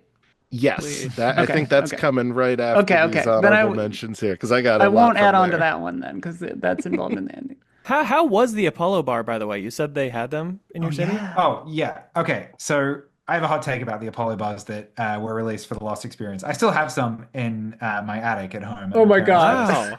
Yeah. Oh yeah. eBay, Uh, watch out. yeah. I don't know. They could look pretty bad. But last time I checked, they were intact.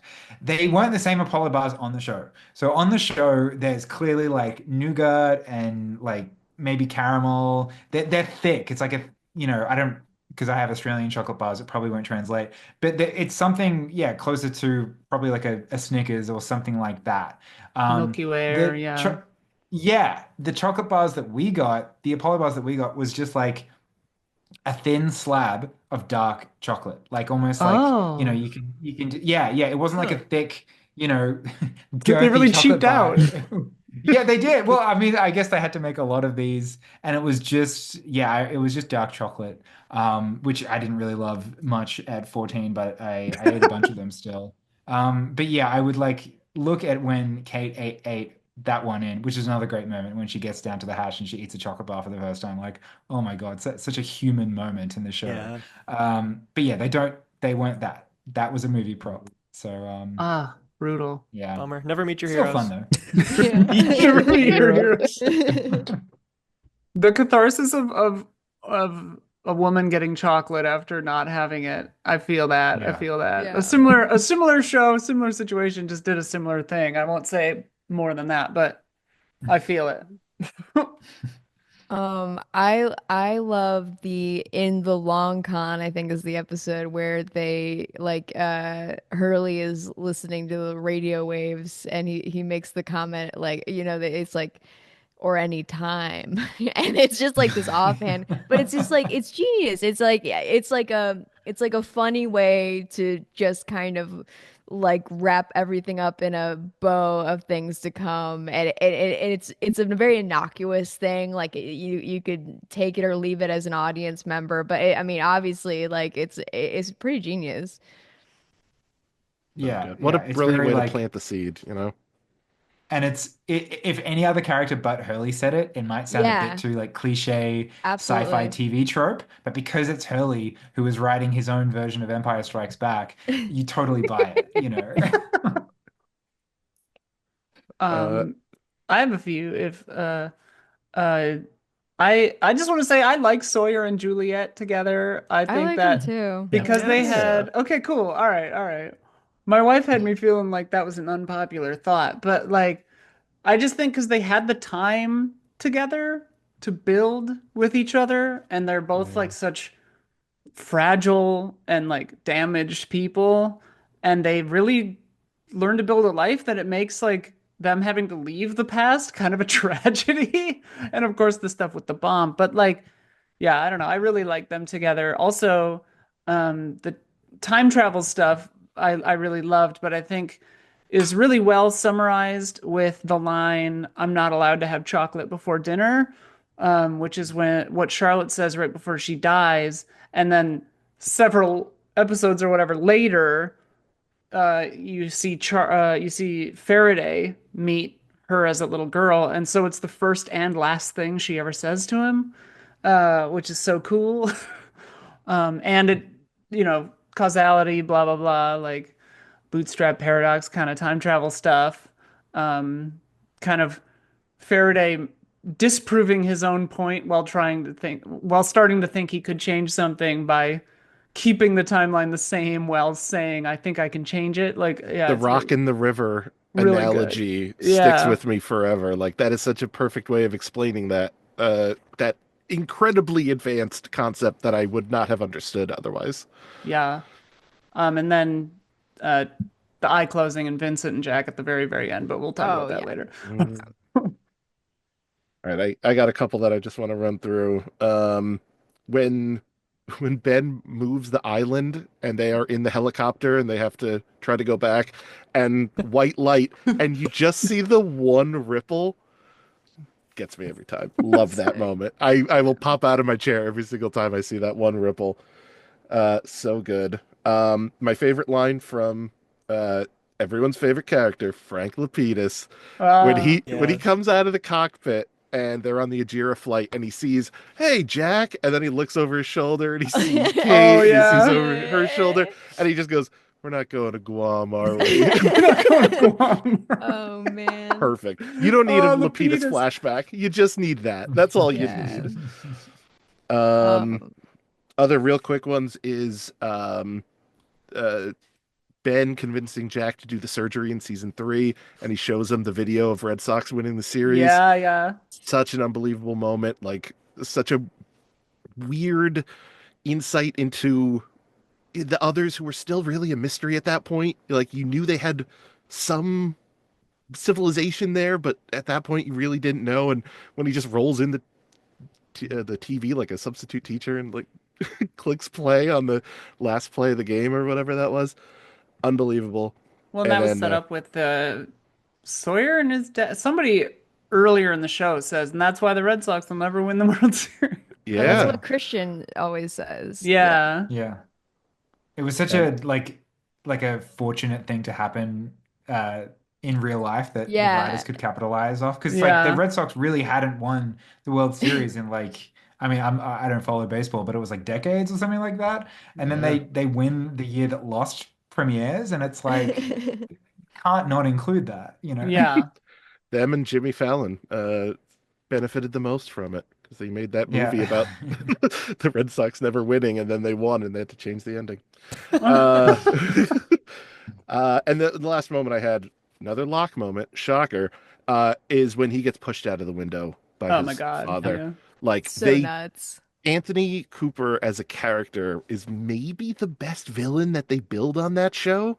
Like, granted, limited screen time, he's only in a handful of episodes, but knowing he was responsible for why Sawyer is Sawyer, knowing that he stole his son's kidney, and then you don't know why Locke's in a wheelchair. So that moment, shock of him getting pushed out the window floors me every single time. I mean, like, he does go on to be like the only person who could show up in behind that door for Sawyer, and you as a viewer are like, yeah, I want him to die. Like, I want this guy to be killed. Yeah. There's only one way that ends.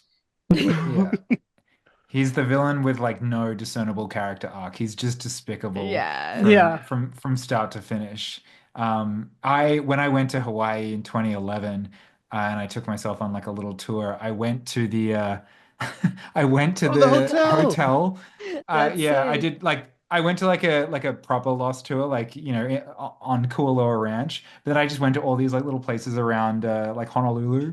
One of them was the hotel that Locke was thrown out of. Also the church, which wasn't too far off it as well. Yeah. That's awesome. Cool. Did you read the book Jacob was reading? No, but I read Bad Twins, so I feel like I've done my You've done your time. I've got an honorable mention as a basic bitch who was in high school when the show ended and who wrote a lot of fan fiction. And it is the end, the finale of the show. when Kate says, "Promise me I'm going to see you again," or "Tell me I'm going to see you again," and Jack cannot say that. And I hate that I love Jack and Kate together because it's so just like messy and gross. But I don't know. I have a disease where I just love them together, and I wish it would work out. That's beautiful. So yeah. I mean, unless people have more honorable mentions, I think we got to get into this ending. We could go. I could honorable mention for days. We should. Yeah, I do have 4 more moments just from the ending episode, so this is kind of cheating. But all right, let's start from here. I know this is the most divisive episode because I know I've turned people onto the show, and for some reason, after the finale, they go, not, didn't love it. Really didn't love it. How do we feel collectively? Their loss. Thumbs up, thumbs down. Me personally, I love it. Yeah. I am a fan. My thing is I like the finale a lot, but I had issues with season 6 generally. Fair. I thought I the beginning, agree. the first half of season 6, I was really starting to worry about the show. Like all the stuff with Dogen, I was like, come on, guys, let's get going. Yeah. But then, yeah, the finale itself was a beautiful encapsulation of the show and what you were supposed to focus on the whole time, which was these people, this cast of people, these people that were brought together. And yeah, I loved it for that. On a rewatch, it didn't hit as hard the first time I watched it, whereas other scenes in the show will always just hit me like a ton of bricks. But I still think it's a beautiful, beautiful way to tie that together. And I think it's just because there have been so many perfect, like truly perfect TV finales since Lost. You Yeah. know, shows that maybe had more hindsight to wrap up a few more things. Not Game of Thrones, obviously not terrible. But like other shows like Breaking Bad, or those shows that really just got to end on their own terms. I think when you look back at the Lost finale, it can maybe seem a little bit messy, a little bit cerebral.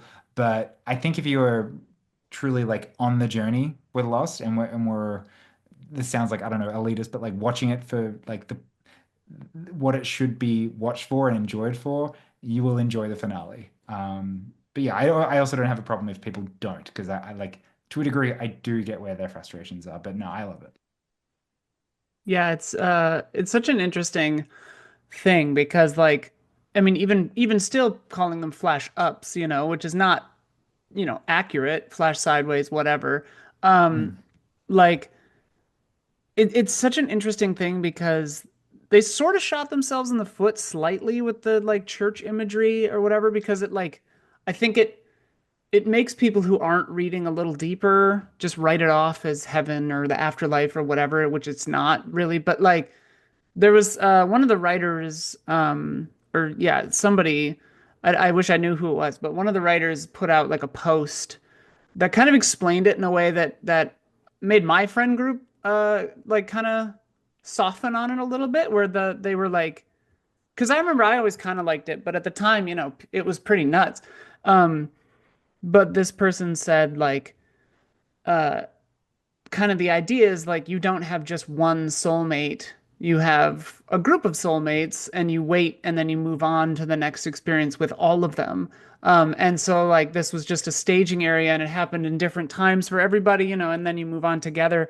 And like hearing someone just kind of say it out loud, like so concisely, I think made it land for, I don't know how old we were, like just post college, but like, we were like, oh yeah, okay, okay. And makes sense that like Ben doesn't go in and like that kind of stuff. And then like Ben and Hurley like living on for maybe hundreds of years, like as like the custodians of the island, like who knows when they joined up. Like, yeah, it makes it all more beautiful. Like, do I have issues with it? Like, is it great that in a show that started with such potential for having such diversity and like at the time was pretty revolutionary, like ends with just like a bunch of white guys and white straight couples like being kind of the focus? Like, do I love that? Like, no, but it was 2009 or whatever, so, or Yeah, 2000 sorry, whatever. Nadia.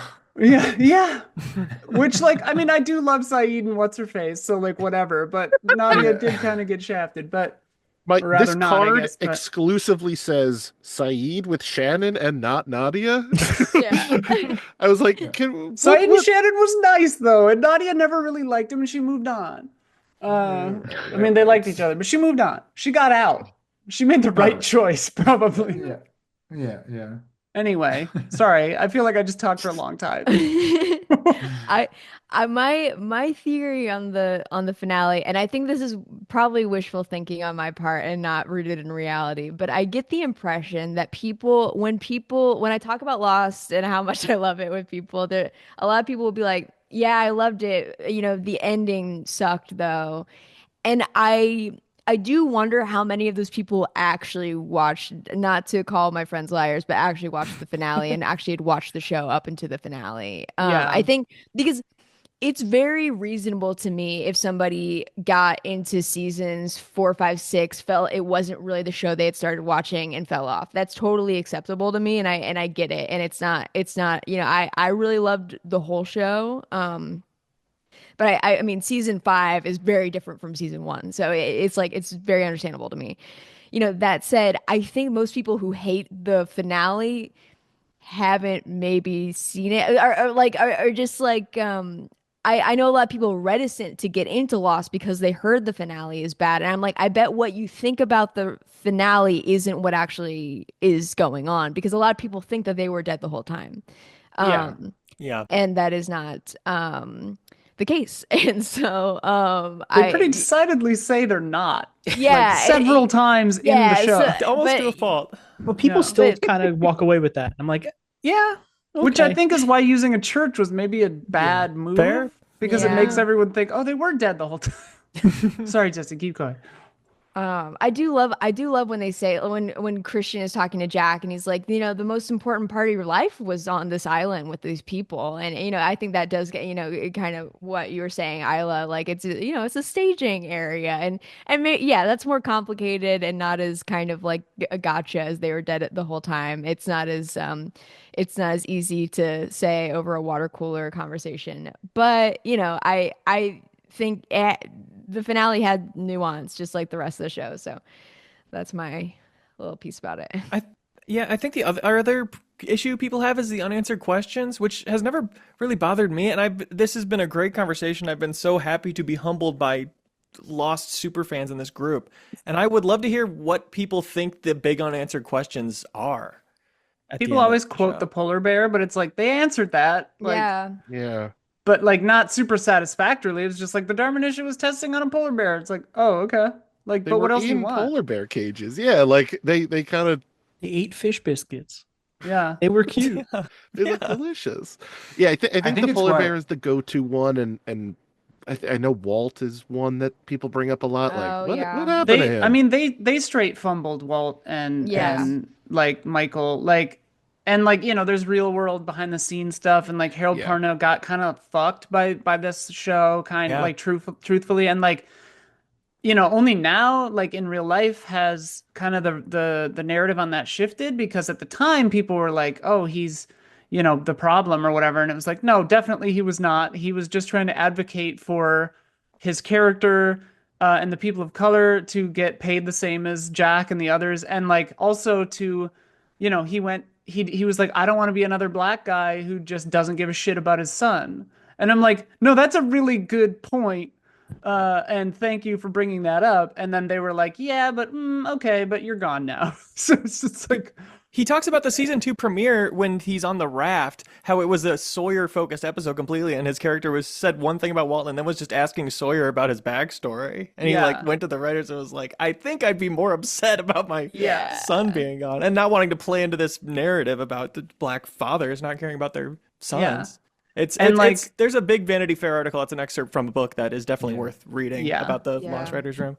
oh, for sure. Yeah. And like Walt, you know, having psychic powers and all that, like there was a lot of like cool potential to that. And like, maybe it was just like, you put a kid in a show that takes place over the course of, you know, That's tough. Yeah. 100 or whatever real life days, and it takes 6 real life years to make. So it's like the kid's gonna look 40 by the time the show is over. But like, But you Yeah. could have dharma'd that. You could have had some kind of Yeah, sci-fi yeah. explanation. yeah. or have him come backward through time, like whatever. Like, That Yeah, I kid think- did get tall though. Like when they Yeah. do show him later, you're like, wow, you grew. Hurley even says, like, I heard it from Taller Walt, right? Oh yeah, Tall he's so ghost Walt or something. Taller yeah. Ghost Walt.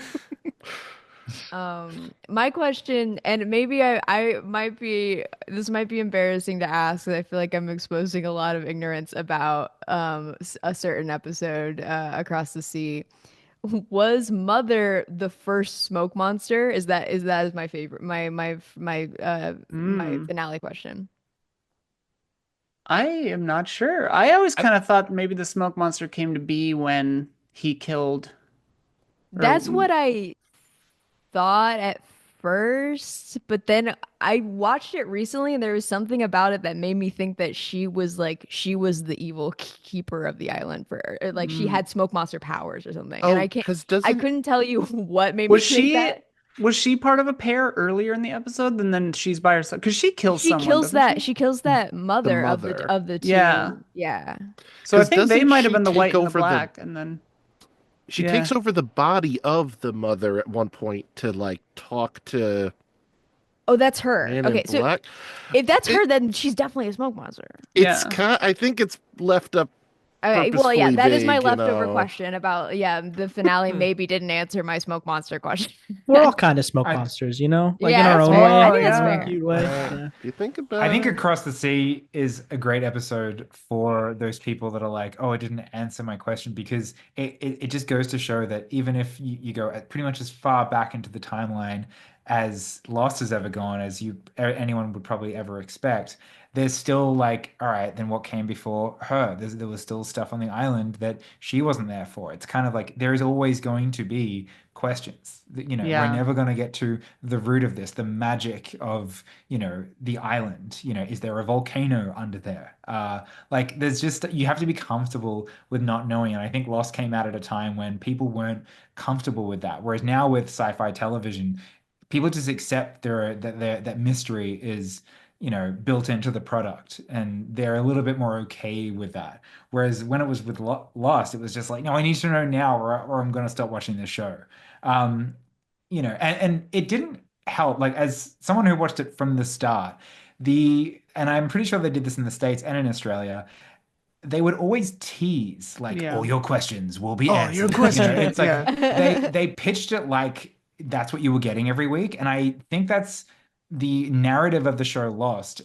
So much of it was actually because of these like little TV ads, these little stings that like advertise the episode. They kept saying that finally all answers will be revealed, and it's like, no, that you're just saying that so people will watch, but that doesn't happen. Whereas like TV shows don't have to rely on that kind of gimmick these days. But I truly think that is something that hindered people's relationship to that show. But yeah, that's just my 2 cents. When I rewatched the finale last week or a week and a half ago, my roommate and I were like, let's like look up on YouTube like what videos were being made after the finale of Lost. And you get a lot of like 5 unanswered questions that the Lost finale Yeah. failed to. Right. Some of them get so hyper specific, like the polar bears and whatever. And then it's like, who was shooting at Sawyer's boat in season 4 when they're jumping through time? And it's like, Yeah. I guess like Who they don't fired answer- the arrows? And yeah. It's like, I guess, you didn't answer that.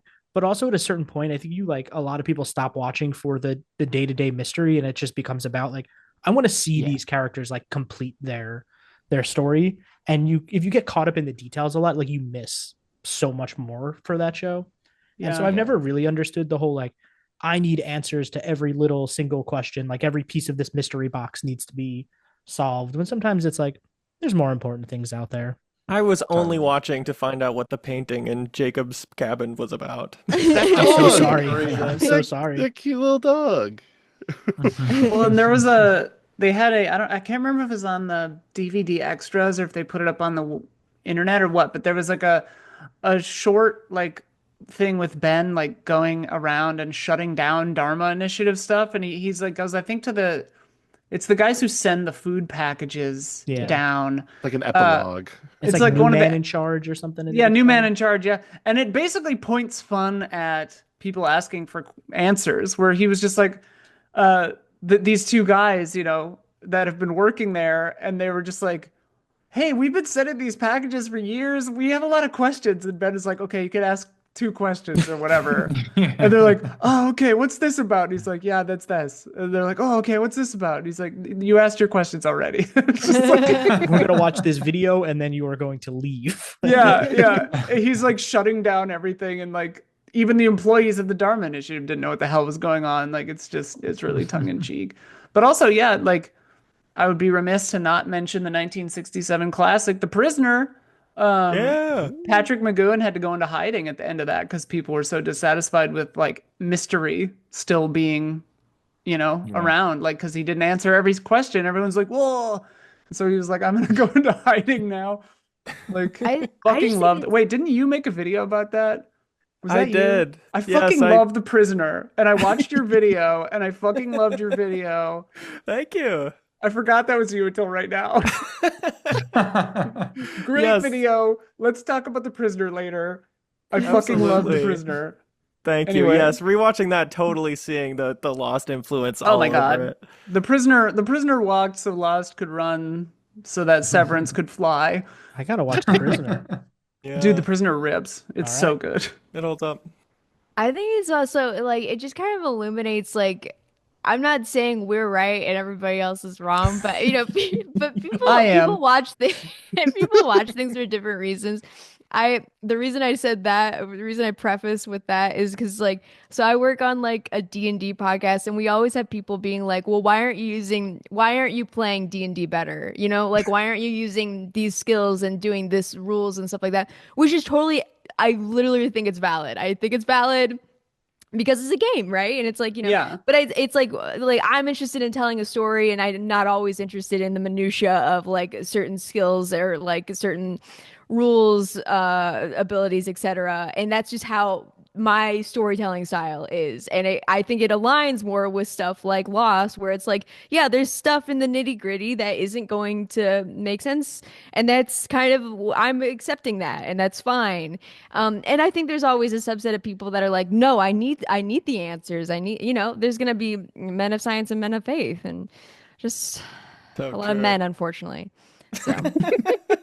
But I mean, constant, man. That to me is like why What About You resonates so much, because it's like life is full of unanswered shit, and like nothing makes sense, and it's not wrapped up in a bow. And yeah, like to some extent, narrative, can give you a reality that has no lingering questions, But like, there's also the possibility that like, it just doesn't matter, and they don't care about you, and what you think and worry about doesn't matter, and you're not gonna get the answers, and like that's the point.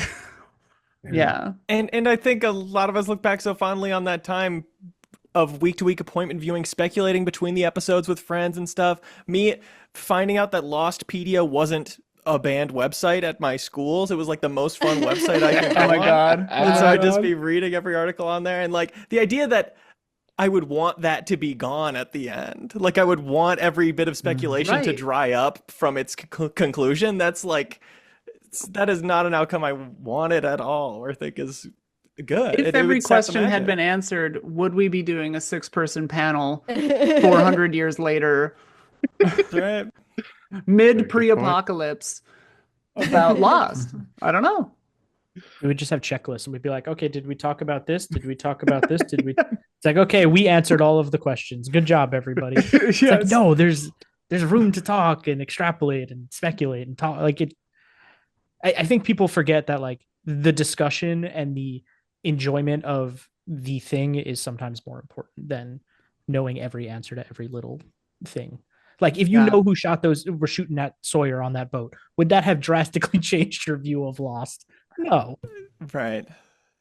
But Unless it was like on the other hand, hold on, it might be something sick. It was something sick. I spoke too soon. I apologize. Pause on the rifle. We all thought about it for a second. We're like, oh, but like, what if it was like aliens, right? Like, what if it was something wild?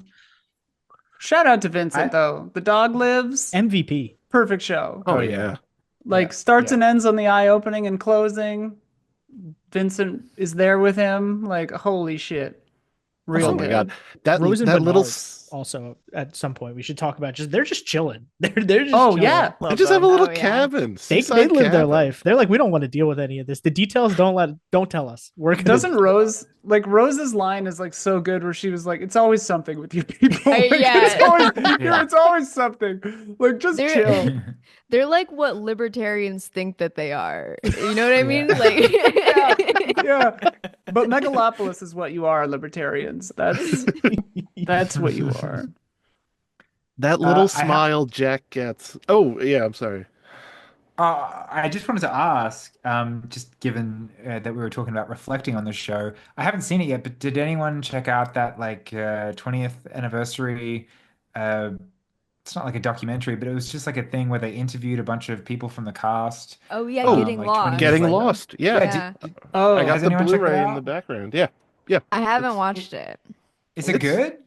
I enjoyed it. Yeah, I enjoyed it a Yeah. lot. There's a couple little backstage tidbits, like they do talk about like the volcano, oddly enough. Like that was one Oh, nice. where it comes up randomly in that season 3 Ben episode where they're like doing the little vinegar volcano in class, and then it never comes Yeah. up again on the show. Because apparently the finale was supposed to be Oh yeah. like when the Yeah. island rips apart, it was supposed to be a volcano, not like the That's heart of the island expensive, exploding. though. And But it was too ABC went, no, absolutely No. not. You're not going to kick Man. the smoke monster into a pit of lava. We don't have that kind of budget. So they were like, all right. And you can still see, like in the season 6 finale, they just like shake the camera and everyone falls down. Like clearly that was supposed to be a more. it gets a like more red drawn-out inside thing. the heart of the island. You're like, oh, okay. Yeah. Yeah, they still hint at it, but you know the budget just wasn't there. Volcano vibes. Yeah. It's one of those things. Like sometimes real life gets in the way. Like the volcano's one of them. Mr. Echo, amazing example. Yeah. The actor Such wanted a off the bummer. show. Yeah. He's an amazing character, an amazing actor, but he goes, I'm in England. I don't want to live here. I want to go back to my family. But Totally they were fair. setting him up to be like, I think he his storyline was like a mix of like what happened to Desmond and Locke and like Yeah. quite a few of the other male characters. It was going to be all given to Mr. Echo as this like very central figure to the Yeah. show, and he was like, I'm out, which is just, and it happened at the time as well when they were waiting on ABC to like understand if they could like end their show or not. Let Like them, middle yeah. of season 3, that really messy time Yeah. when no one knew what was going on. Yeah. on But they got out of it. rewatches, I always think like, was Mr. Echo supposed to be the one to bring them together in the Flash Sideways? I think that's probably what his role was going to be in the long run, if I really had to think about it. Like, again, this is, putting on my Maybe, aluminum yeah, hat, maybe. speculating a million miles in advance, but it really feels like he would be the kind of character to, like, bring everyone together into a church. Like, I don't know. Well, and he kind of represented sort of the third pillar of the like one of the many pillars of the show's philosophy, but like, Jack hard science, Locke hard faith, and Echo is sort of that like absurdist existentialism, like kind of like, hey man, just like whatever, do your like, hey, I'm a criminal, but I also believe, I'm a priest, but I'm not, like, very middle of the road kind of like different approach to stuff. It's really a bummer. I wonder if they had kind of communicated with that actor that they had bigger plans for him, because I don't remember with specificity, but I do have this like kind of gnawing thought that like his actor thought that his character wasn't really being utilized and as part of it, and like, yeah, wanted to go back home and be with his family too, but he was like, you're not using me, and like which It's is true, he weird wasn't. because as a viewer it feels like they were setting up something huge, but yeah. I think there's a bit of a toxic, work environment sometimes. Yeah. Potentially mostly because of Carlton Cuse, but like, yeah. I mean, I did watch the entirety of Billiam's like 24-hour long Lost videos, which I were did as pretty well. fun. Yeah, they were fun. Yeah. I haven't, but yeah, haven't made that dive yet because every Dude, they're pretty good. episode he does is like 7 hours long. So I think it's like 3, 6, 6, and 9 or something like that. Yeah. 4, 8, 15, 16. Oh. Oh, He missed a trick. He should have done that. 23-hour I'm- video. I'm curious if any of you guys have any lost tattoos or anything like that. I do not. I don't either, but I think a I- friend I- of It's just mine because I don't does. have any tattoos, but like if I did, good chance Lost would be in there as a contender. I have this that I've always really liked. Little I love golden that. Oh, that's statue cool. on the island. Yeah. I have the 3D Dharma printing it. Van action figure or whatever you Oh call it. wow. Oh, cool. For the My- longest time, I had a Not Penny's Boat phone case. It was just like the Oh, handprint. nice. Yeah. I had that for like 7 years, like 2012 to like 2018. I was rocking that phone case. Oh, yeah. My sister painted the Dharma Initiative logo on the concrete floor in her room at my parents' house, and it's still there. Wow. Awesome. That rules. My sister and I also vandalized the home we grew up in.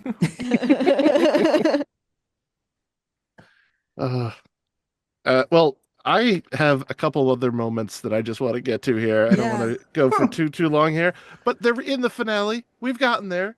The Juliet and Sawyer. Now that we discussed, we're all pro Juliet and Sawyer. Yeah. When they have that little candy bar scene with the vending machine. Oh yeah. How absolutely adorable is it? And it's the perfect analogy for what's Yes. happening on the To island. with turn it off and turn it back on again. Yeah. Yes. Yeah. Which is so funny. good.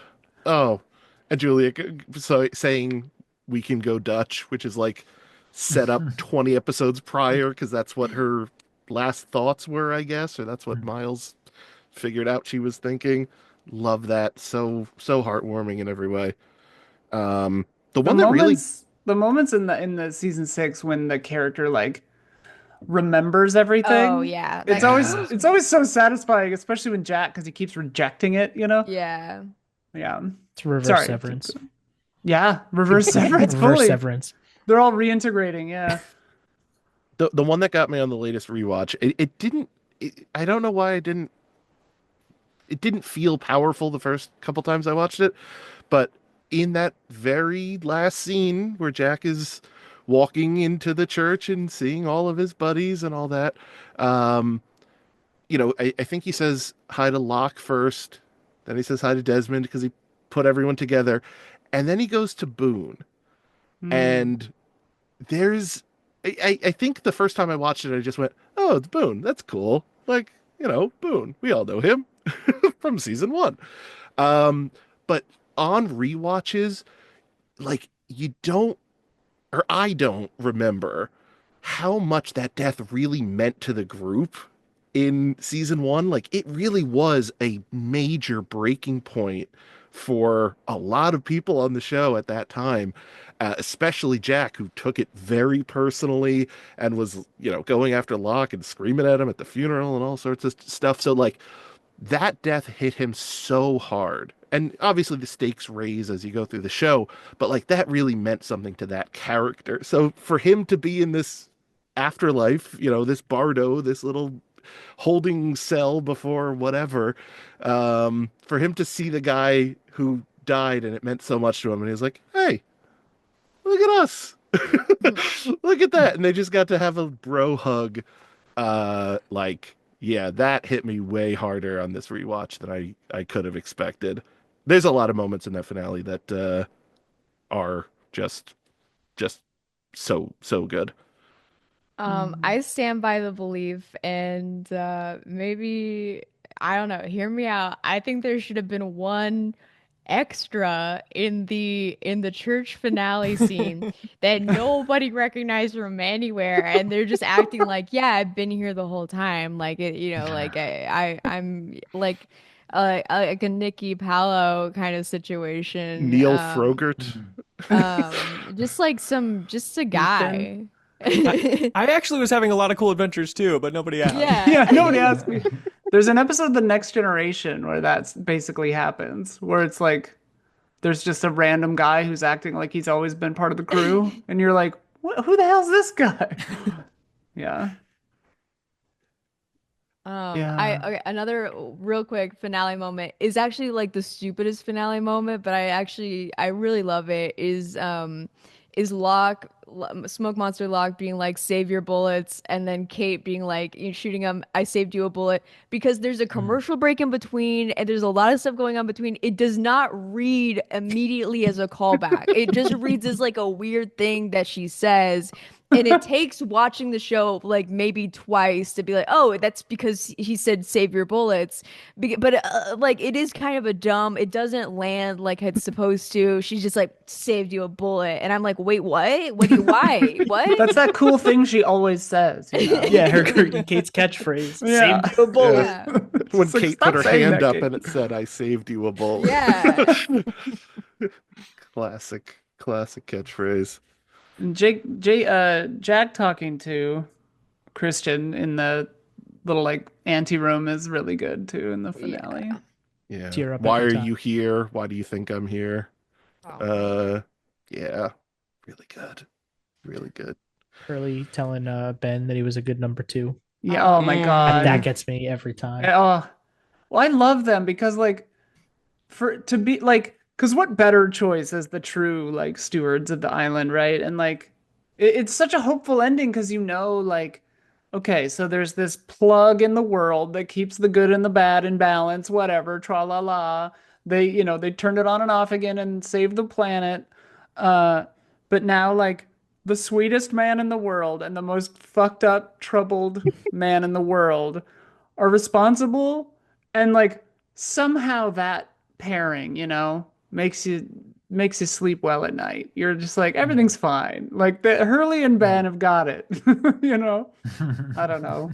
Yeah, it's like you wouldn't have always thought they would get along at all, but the fact that they can is hopeful. Yeah, Yeah. that they've gotten to that point. Everybody like interacting between outside and inside the church. Like when is like Locke, I don't think you need that chair anymore, and Ben being like, I don't think I'll go in. It's just like it's killer finale. Does anyone have well, I was gonna ask if anyone has a problem, like just one thing in the show that like they just can't forgive it for, like one little. Oh, I got it. Like yeah. Claire's hair in season 6. Oh my what God. are you doing to her? Oh my God. What are you? I know it's supposed to be a Danielle Russo callback, but like, come on, that's It's just a bad like wig, a yeah. literal bird's nest on top of her head Yeah. the whole time. And like, her and Charlie were my favorite couple through the whole show. Maybe Desmond and Penny, but like, when she shows back up and it's like, don't worry, I have a $5 wig on my head to show I've been in the jungle. It's like, come on, man, what are we doing? But if a that's good my one. biggest gripe, I mean, I'll take it. Wait, mine's probably a little more like lofty in terms of like where characters go in the show, but I don't think they should have killed off Sun and Jin. I was just gonna like, say, yeah. That to me, it seemed like obviously they weren't being written out of the show like they were doing with like Charlie and Mr. Echo. This was the end of the show. They could have let them live. My other like criticism of season 6 is that it's all in all a bit dour. Like, everyone's pretty pissed off with each other the whole time until the very end.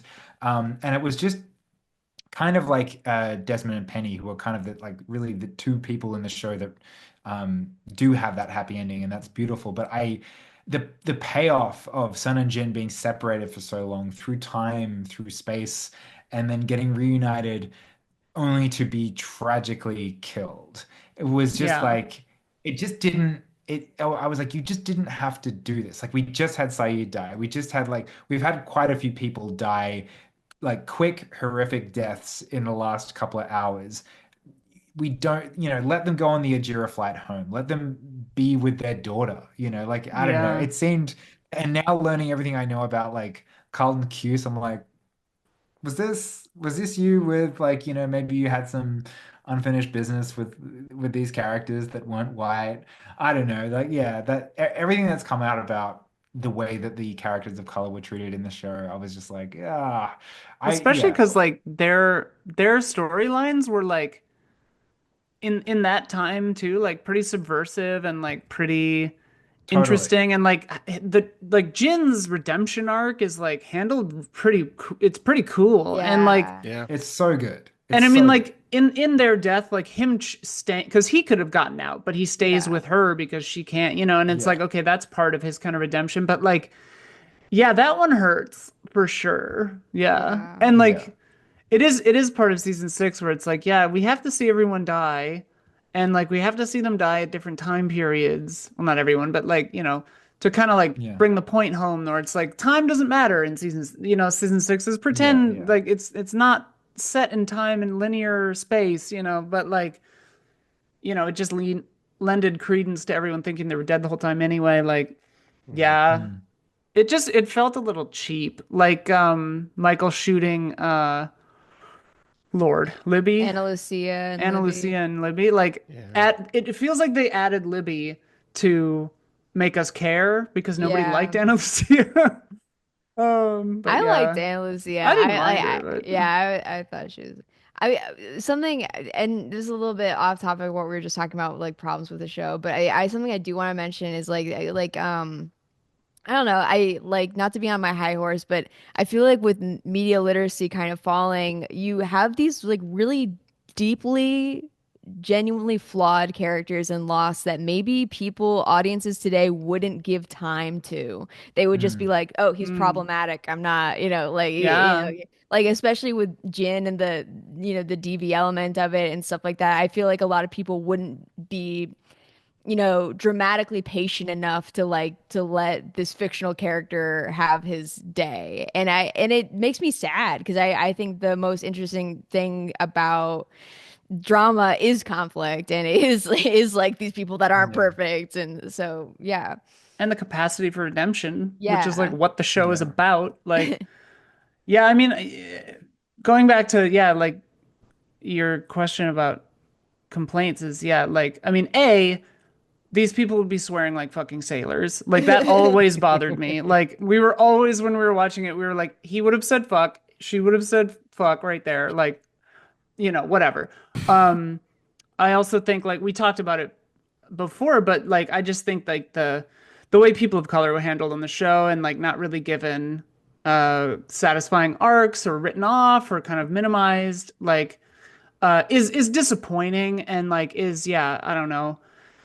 You could try to explain it away, but it's not great. I also think that like it's a pretty straight show.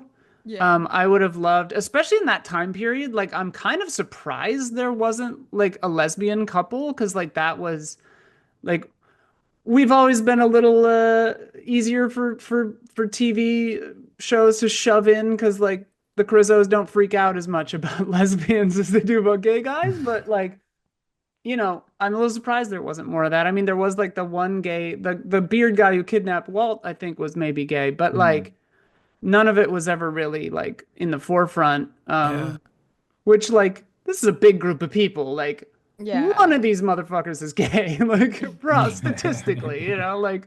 And the stuff that was progressive feels like inherited from the starting cast almost. Like the way it began, there's the ways it was progressive are just like, you can't separate them, you can't take them out from the way it began. And the writers room having such high turnover is one of those things that's just like always a red flag at any workplace, especially a show that is crushing and is massive hit, that people would be leaving and not working on like one of the craziest shows where you can write the most surprise, like that is such a dream job for any writer. But that's a huge red flag about the quality of the workplace. Well, and like the way Saeed was handled too, because it's like, especially in that time period, like, goddamn, the show started what, 2004? Like, post 9/11, everyone was not being favorable to Middle Eastern characters, like, at all. Like, I wrote a paper about this in college about how, like, Middle Eastern and Arabic people were like maligned pretty much exclusive, like, all the time in movies and television. And like, Saeed was such an amazing character and so groundbreaking up front. But I really feel like the show kind of did him dirty. Like, he kind of reverted to just being like the hired killer. And like, you could tell he wanted to not be that, even within the show. But he kind of, like, he sort of gets there and like gets the happy ending in the church at the end, sort of with Shannon. But like, just his life just kind of sucked, and then he died. Like, it's kind of a bummer. But yeah. Yeah, I probably shouldn't have said Claire's hair in hindsight. No, it's a fair call. I think No, that Claire's hair's worse. That's the worst Okay, all right. Yeah. Yeah. All in all. Yeah, Which, now that yeah, Carlton Cuse insisted on that hair. Yeah. He bought Come that on, wig. I mean, that's just how bad that wig is. Worse than It's everything. rough. All right, gang. I mean, if you got more to say, please air it for the world to hear here. All right, I got one last thing. Yeah. In the end of season 3, in Through the Looking Glass, when they make it to the radio tower and Naomi's on the walkie, right? That's season 3, right? I'm not mixing that up. Why does John Locke throw the knife? He's like 4 feet away. Why does he just like He loves throwing that knife. You see her go, oh, and then he comes back and he's 3 feet back. Like Because he just walked can. up. I saw that the other day and I was like, yeah, that's silly. That's just like a silly thing that they did. He could have just walked up and He's a man with a certain set of skills, you know? he can't stab, but he can throw. He can throw the knife. He can throw real well. I wanted That to is a join great Bob with the point. wig. I never With the thought wig about point. that. Thank you. I just needed I another appreciate weird it. little thing the show does for no reason. Added to the Superman punch also. Yeah. Which we all Real, agree was the best moment of the show. Yes.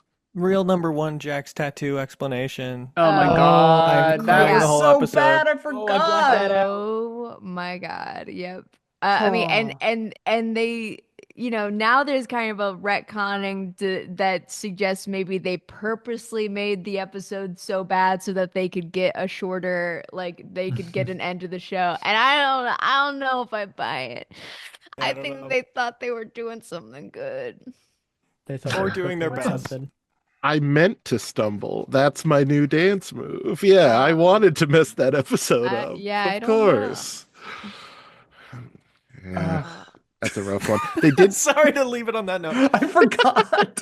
No, I'm glad we brought it up. I'm glad we at least touched on it. Yeah. Yeah. And you listening or watching at home, whatever your favorite and least favorite moments are, we agree. Those are also Yes. ours. We said them. You just Wholeheartedly. missed it. Yeah, they're all in there. Don't write in. Or My do. It's favorite good for the algo. character, my favorite character is definitely the previously on Lost guy. Like, Yeah. where's that guy? He's good. I like him. I think it was one of the writers. I can't remember Was who. it? I think I thought so. it was Carlton Cuse, to be honest. I I thought it had was heard it was Carlton Cuse. Oh no! I heard it was Carlton Cuse, but I recently heard it was someone else. Oh, I hope it up. was Yeah. somebody else. Kill me. I think Billiam says in the video, like it's one of the writers, it's not Carlton Cuse, although it sounds a lot Okay. like him. Yeah, it does. Okay, Lloyd Braun, the former chairman of ABC, voiced the line previously That's on what it Lost. was. Apparently, Oh. A chairman did that? No. I yeah. don't think So a Okay. suit, Beth. Good job. Oh no. The He would money have only had to have man. done it once. The one. That's true. percenter.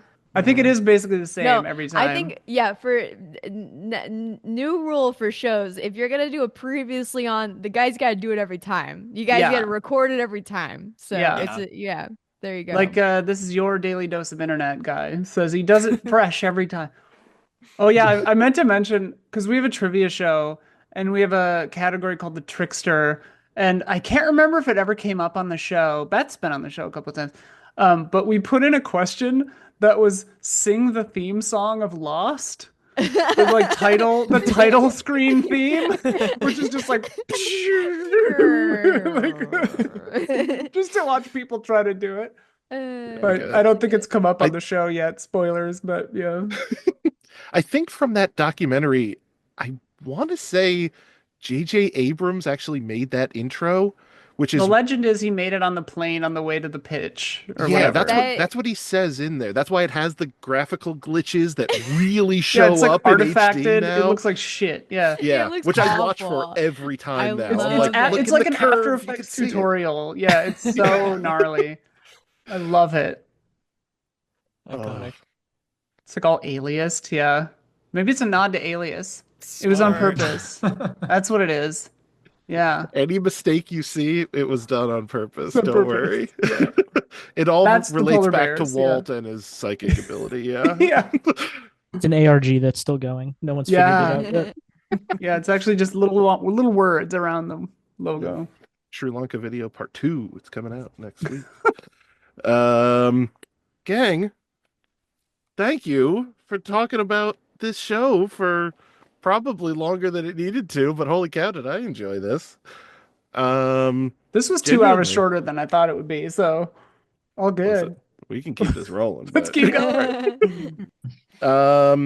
Sincerely, thank you all for doing this. Let's you, go Bob. around that horn one more time. Anything you want to plug, promote, put some eyes or ears to, and you have to say your favorite season as you do that. So Leo, what's your favorite season, and what would you like to plug? My favorite season I would say was 4, but I forgot that scene in 4 earlier, so I'm a fake fan in general. But I did like how short 4 was, and the sci-fi concepts are so fun in that season. I've always said 4. And plugs, Leo Vader on YouTube. My new video should be up any day now. Depending on when this goes up, it might already be up. First video in so long, and it's so big, and it's actually really good. That makes for a nice change. Just kidding. I love your shit. Go back and watch the Prisoner one. Dude, That's it's right. good. Watch My the favorite's the Lost banana peel. grandfather, So the prisoner. Yeah. Lost's abusive alcoholic grandfather. The prisoner. Isla, Oh, what do you shit. got, and what's your favorite season? Yeah, 2 and 4, I guess. Like 4 is the time travel-y one, right? I forget if that's 4 or 5. 5 They're is fully all where they're jumping in around. the 70s, yeah. Okay, yeah. Well, 2, 4, and 5 then. And Okay. 1. Half the show. All Not right. 3.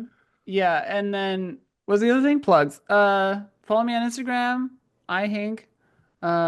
Check out Easy Alice if you want. I swear to God, my album is coming out soon, so look forward to it. Love it. Beth, what do you got in favorite season? My favorite season is also 4. I like 1 too. I like season 1 too, but I think 4 is like at the heart of the show. For me. My name is Beth May. You can find me on Instagram at Hey Beth May. That's hey like you're saying hi, Beth like my first name, May like the month. And then I am on a show called Dungeons Daddies, and it is a fun show about 4 dads flung into the Forgotten Realms trying to find their missing sons. It is not similar to Lost, but I wish that it was. And I, if you're in the LA area, I will be doing a solo show in June for Hollywood Fringe, and so I will talk about it annoyingly on Instagram. So if you follow me there, you'll find more deets. Yep, Wait, is it Beth Wants the D? that's Beth Wants the D. Yeah. Okay, chat. Beth is a genius and her show is amazing. Like, if you have any way of seeing it, do it. Do anything. It is Chat, truly if transcendent. you pay Isla, she will talk about your show just as lovingly as she just talked about mine. So cough it up. Money well spent. Jesse, what do you got? God. What's your favorite season? Oh, my favorite season's 1. I'm gonna go with 1. I think overall that's the one I will go back to the most. You So got the favorite season DVDs 1 too. I have I actually don't know if I have them anymore. They're in my parents' house, maybe. Oh, I didn't throw them away. If my parents did, that's a different story. I'm gonna have to go have a conversation with them. that's on them. Yeah, that's on them. I don't know, you can follow me on Blue Sky, Instagram, wherever. Just at Mama Vitelli. That's a whole other story. Don't worry about that. I love that. Maybe you'll find some of my work. I got a lot of Monster Hunter stuff coming out on various websites where if you follow me there, you'll find a bunch of cool stuff about video games. If you happen to like Lost and then also Monster Hunter, this is like a really good day for you. But otherwise, yeah, I don't know. That's it. A lot of Venn diagrams are It's a crossing lot. today. Yeah. Multifaceted. Elliot, what do you got? And what's your favorite season? Favorite season, also 1, just like perfect season of television. There have been a lot of great shows that have come after Lost that have had a lot of other, perfect seasons as well. A lot of them also being season 1. But I just think it's the blueprint for like great high budget television. Will always be my favorite. Endlessly rewatchable. Yeah, it's the best. And you can find me on YouTube. My channel is Elliot Roberts. I talk about music. I have a recent video on how great the last year in pop music was. And yeah, if you just type my name, Elliot Roberts, into YouTube, Instagram, Twitter, Blue Sky, you'll find me. Yeah, thank you, Bob. This was so lovely. It was so lovely to meet you all as well. Me too. Yeah, chat about Lost for 2 and a bit hours, whatever it's been. Always looking for an excuse to talk about it, so it was a pretty instant yes, Bob. Thank you. Yeah, thank you so much, for putting this Bob. together. Oh, not a problem. Truly, between the documentary coming out and a coworker of mine starting it, and like going along for that ride of showing up to work every day, being like, "So, what do you think? Who's your favorite character? Where are you now? What are your thoughts?"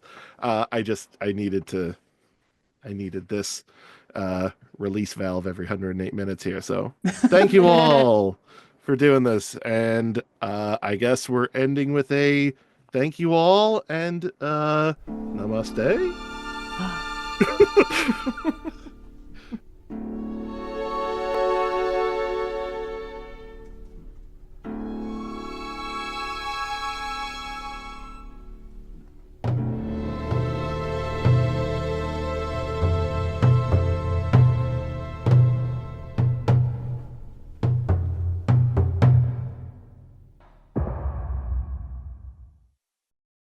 Okay. This was fun. Sorry if I talk too much. No. It was great hearing you all. I'm gonna head off. See you in another life, everyone. Yeah. And, That should have been the line. See you in another life, brother. Hold on, we got to redo the I whole thought thing. of it. I thought of it right afterwards. This will be the Easter egg after the fact. Just You're that still line of, recording. You could put it in. Or whatever happened. God, why did Sure. everyone have a better one that I came up with?